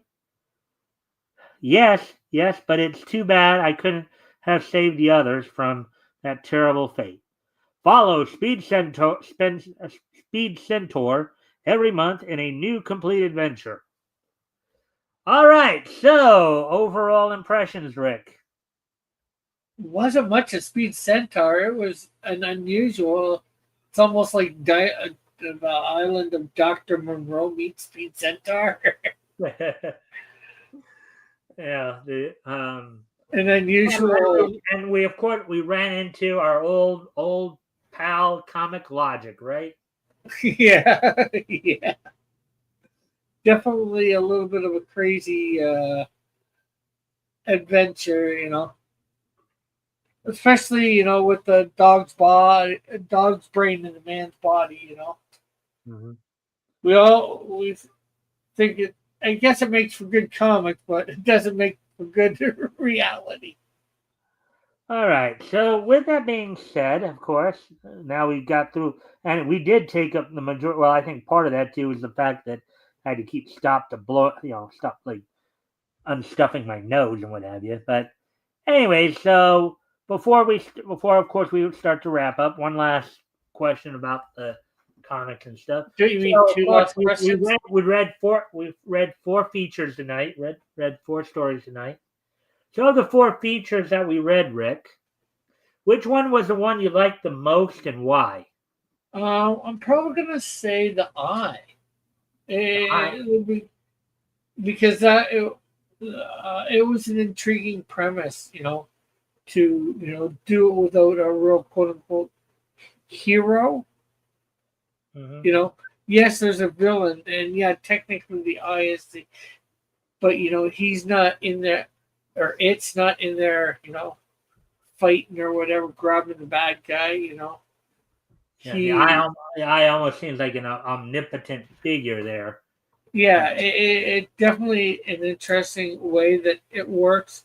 I'm not sure there's more to the origin or whatever about that, and I doubt you would know offhand yourself. But it would definitely take some looking into. There's many ways that you could take that concept. Like I said, you could take it, the God way, or like the Illuminati one, the all-seeing eye. And I'm sure there's a few other ways too. All right. Well, now that we've talked about, of course talked about the story you like the most, what would you say is the story you like the least, and why? So obviously we just did Speed Centaur. Then there was Phantom of the Fair. What was the other one? Okay, so Speed Centaur, Phantom of the Fair, and then Dean Denton. Dean Denton was a science detective. The Conqueror, Red Robes, Hypnosis. Yeah. I'm trying to think. Phantom of the Fair, I believe, was the one involved. Yeah, the baseball one. The baseball racket, yeah. So yeah. Remaining ones that we went over, which one would you say was the one you liked the least? I just the which one was my favorite was sort of an easy choice. There was well, I think I'm not going to say this was my least favorite, but the racket one, I don't think there was really much wrong. Let me read it because I know you seem to be having some questions. So when I'm asking, I'm asking it more in a comparative statement, like one you like the most, one you like the least. Yeah. It doesn't necessarily mean that you had to not like it, or it just Yeah, I get that. You know, like look at I've it would be I've answered story, these. if it wasn't the story you liked the least, maybe the story that left the least impression on you, or the one that maybe you found wasn't quite as good as the others. Yeah, and I get that. You know, I'm just trying to mull it over in my brain a little, but I'm doing it out loud so people can hear. Uh-huh. you know, we had some definite logical problems with the last one. We didn't really have any much logical problems with Phantom of the Fair, except for, as my opinion, that cement thing going on that boat. That boat would have sank right away. Well, I do remember too. I do remember. I don't.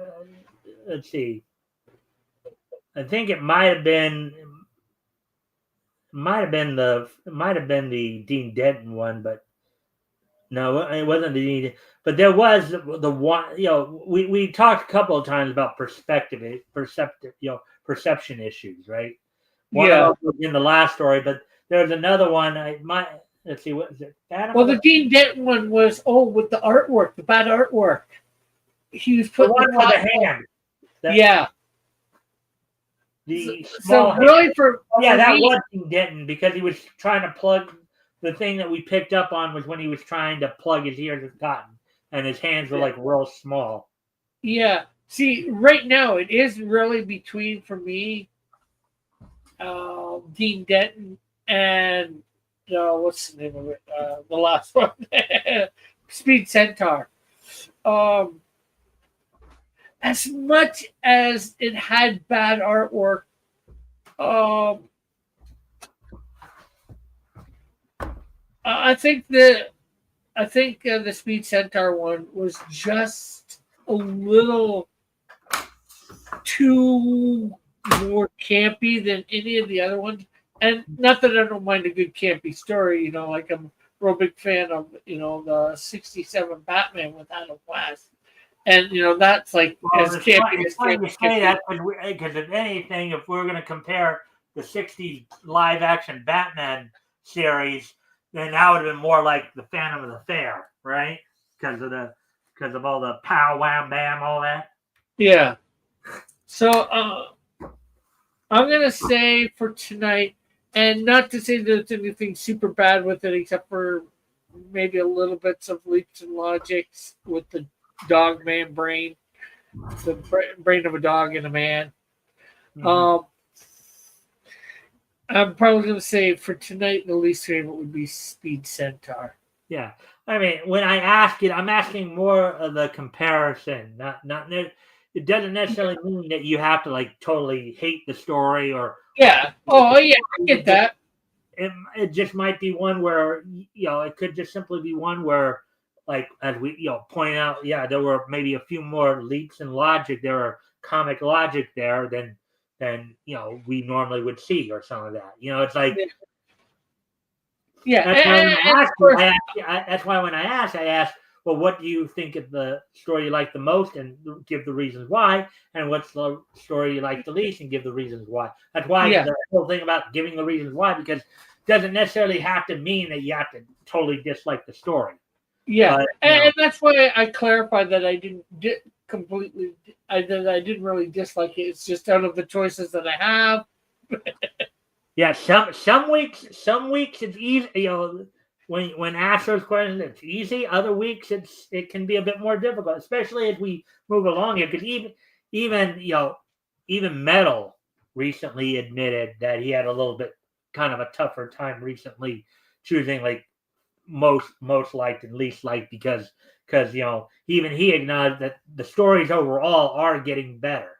Now that does lead me to another question, because I don't know if I've asked you this question yet. I know I've asked Metal. I think I've asked RJ too. I've been asking this question the last few weeks too. I don't know if I've had a chance to ask you, but now that we've been at this for a while, now that you've been doing this with me for a while, right?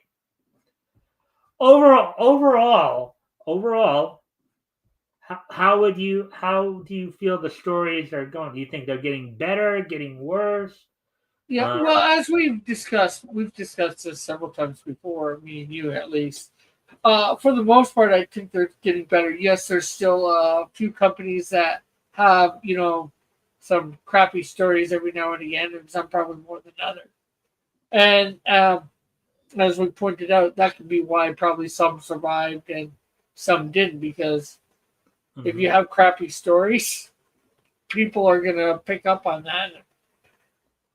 And they're gonna stop buying your books. Right? Yeah. These people, I think some of them learned fast. We need to get our stories a little better, otherwise, people aren't going to be wanting to buy our books. But overall, I think for the most part, for the comic industry, they're getting better. Like, are they the best that they can be? No. And I'm not sure where that would be, because I don't think a bunch of stories nowadays would be the best that they can be. Mm-hmm. But I think the problem that's happening today, unfortunately, that wasn't necessarily happening back then, is we even though you did have it somewhat back then, but not to the same degree as now, where people are putting their ideological beliefs within the story. It's like today people will put their ideological beliefs at the cost of the story, whereas back then they didn't. I mean, and also people here were actually trying to make something that people actually wanted to buy, not put something out where they wanted to shove a particular idea or ideological value down your throat like today. Yeah. And that's what's making. I don't know if you've watched some of my shows recently, some of the news shows, but one of the things I've been covering a lot lately is Marvel and this kind of back and forth between Tom Brevoort and the fans over whether or not they should bring Peter and Mary Jane back together as a married couple in the main continuity. Yeah, but they got to do it and make it make sense. I like Peter and Mary Jane together, but I'm not, as much as I like them together. I'm not, with everything that's going on between the time that they've taken them apart and now. Would it be the same dynamic as it was back then? Well, the thing is, here's the thing. One of the big arguments that's been being made is that they are doing Peter and Mary Jane as a married couple in an alternate timeline of Marvel. The Ultimate Spider-Man series that Josh Williamson. Yeah, the new Ultimate Spider-Man. Yeah, and there's been some reports that book has been slightly selling more than Amazing Spider-Man, the one that's representing the main continuity. But and I get that, but it's a completely different continuity. But and that's more my point is there's been so much since One More Day, I think it was, when they separated them. There's been so much going on in the continuity between them and other stuff. Would it be the same dynamic as Spider-Man stories with them before they did that? Yeah, here's another thing that's been going on with all that too, that the fans are not too heavily happy about, right? So apparently every time they do a new Spider-Man series, they kind of just regurgitate the same thing. It's like the writers at Marvel seem to just want to just keep Peter perpetually young. They want to keep him perpetually in high school, perpetually, a struggling high school college student, freelance photographer, just And I get that because that's what most people know about Spider. So sorry, I didn't catch that. I said that's also what's upsetting a lot of fans too. Is that just constant, regurgitating the instead of letting Peter grow and experience life and have be an adult and all that, Well, that is a problem in comics. Too often that they don't have the the um, revamp, not, you know, what's the word? The something, Reboot. the reboot. Yeah, they reboot because and bring it back to back to the beginning and then modernize it a little bit at the same time. Because they don't continue on the story. Like because Yeah, well, Bruce one Wayne can only thing fight crime for so long. You yeah. know. One of You the know. things I would like to see more of in comics, honestly, with that, particularly with those legacy characters, instead of rebooting every few years just to try to draw in, why not just let the life cycle go through naturally? Yeah. Well, that's Have the exactly original what I'm getting character. at. Now, granted, I know it's a little bit harder to do now because we're in some cases some characters are like 70, 80, 90 years into the character, and it's a little late to be trying that. But I mean, like now I liked what DC did with the two when they decided to do the whole multiple Earths thing. That was a good thing, and the Yeah. way they worked that was, I think, pretty good, Yeah, right? but see what they could easily do is, like have, Dick take over for, Bruce. And then, Bruce take the Alfred role, Yeah. like they did in Batman Beyond, And Or then or if we were to take the post crisis idea, right? Let's just say once they merged all the Earths back together, and now we just did a whole new thing where okay, well we don't have a Superman, Batman in the Golden Age. They came up more, let's say, in the modern age, but we do have we still have the Golden Age heroes like Alan Scott, Green Lantern, yeah. and all of that, and then have it to where okay, well, let's say when post crisis happened in the late '80s, let's say they did reboot the DCU to where Superman and Batman were starting their careers again at the points they were, but then as we move on, 20 years later, have Robin maybe take over as Batman, and later on like have as all this other stuff plays out, like Bruce and Selena raising, or Yeah. Bruce and Like Talia raising Damian, and Damian become, having they all. they they, they had Nightwing or Dick Grayson as Batman and Damian as Robin. That worked out. I like that, you know, you know, for a while there. But then they put Bruce back as Batman. And you unfortunately, as comic fans, we don't know what we say we know what we like or want, but there comes a point where the uh, it's a fine line. Sometimes you have to say, "Screw you, fans! This is what we're doing." And in a lot of ways, that's what they're doing nowadays with all the woke crap. They're just shoving it down our throats. Right. And that's why a But lot of fans are turning away from it and going more towards. but instead of doing it with the good things, like keeping Nightwing Batman and making him, Damian Wayne his Robin, and then having Bruce in there somewhere in the background, and then maybe somebody else becomes Nightwing. Maybe one Jason Todd, but maybe then what's his name? Timothy Drake becomes Nightwing Mhm.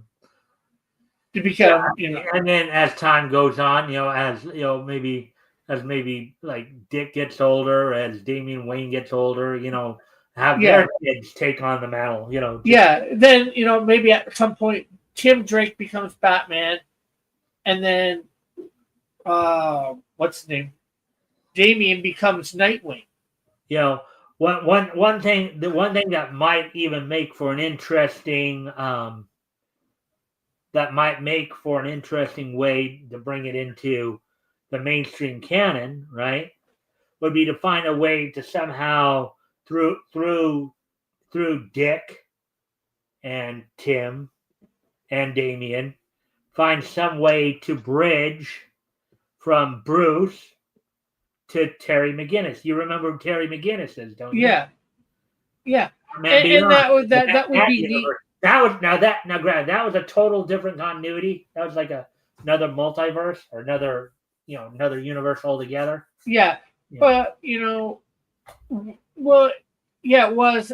We didn't know it at first, or they made it so it was, or is, whatever. Well, But what they did is they made it part of the DCAU universe. Yeah. They made it part of the DCAU universe. Is what they ultimately did with it.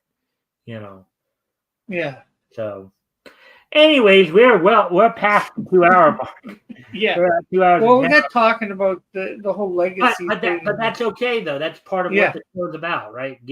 Sometimes getting into these conversations is a good thing because.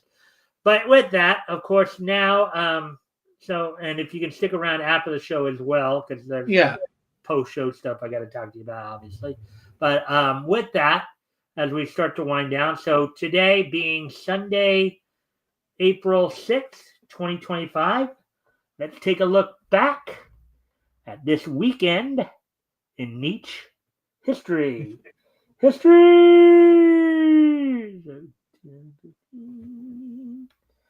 1995. All right. So, first off, we're going to head back 75 years ago, as on this date back in 1950, 75 years ago today,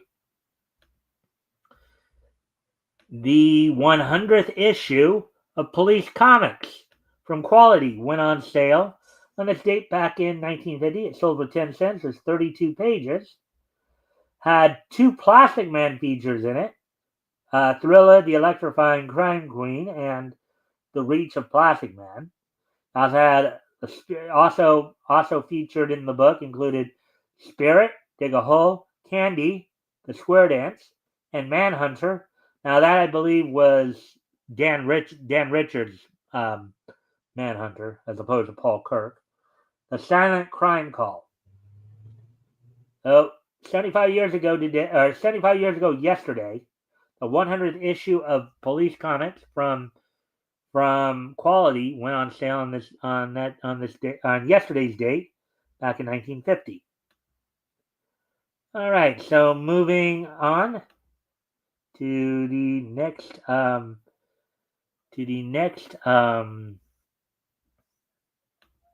the next piece of Nietzsche history.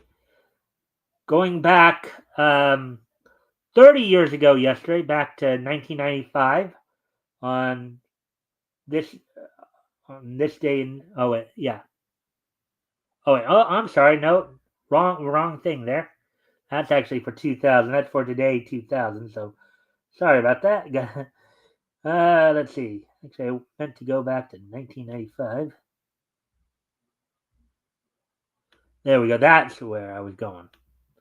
All right. So on yesterday's date in 1995, 30 years ago yesterday, KSS Studios' Wedding Peach premiered on Japanese television on yesterday's date back in 1995. It aired, of course, on TXN or TV Tokyo in Japan and aired in the States on the Anime Network as well as Imagination, licensed by ADV Films. So, 30 years ago yesterday, KSS's Wedding Peach went on sale on yesterday's date back in 1995. Or not on sale, but premiered on Japanese television back in 1995. Now, moving on to today, of course, on this date 20 years ago.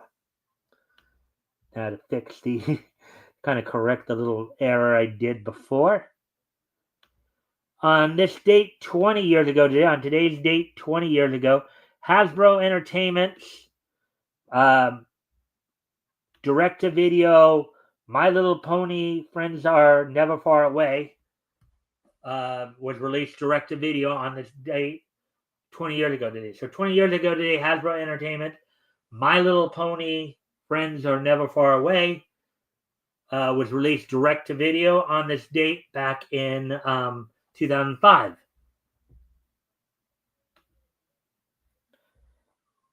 And finally, on this date In 2015, 10 years ago today, on this date, 10 years ago today, WWE held its Monday Night Raw event from the Frank Irwin Center in Austin, Texas. In Austin, Texas, yeah. The main event saw Randy Orton defeat Roman Reigns and Ryback in a triple threat match to become the number one contender to the WWE World title after each of them having had a match earlier in the night, with Randy Orton opening up the show, defeating Kane via DQ. Let's see. Ryback defeated Luke Harper, and Roman Reigns defeated Big Show. One of the other big matches of the night, John Cena retained the WWE United States Championship against Stardust, aka Cody Rhodes. Get this. So now John Cena and Cody Rhodes will actually be facing each other for the undisputed title in about 2 weeks from now, the weekend of the WrestleMania 41.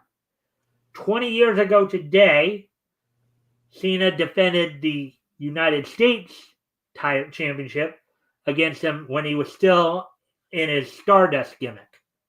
So that's an interesting piece of connective news there. So with that, I do thank everybody for being here tonight. I hope everybody enjoyed the show. And of course, before we do leave here, I am of course going to give my friend Mr. Rick Piper here a chance to, to basically do any promotions for the upcoming week, talk about any shows he's doing, maybe promote any projects he's doing. Rick, you know the shtick, right? Yeah.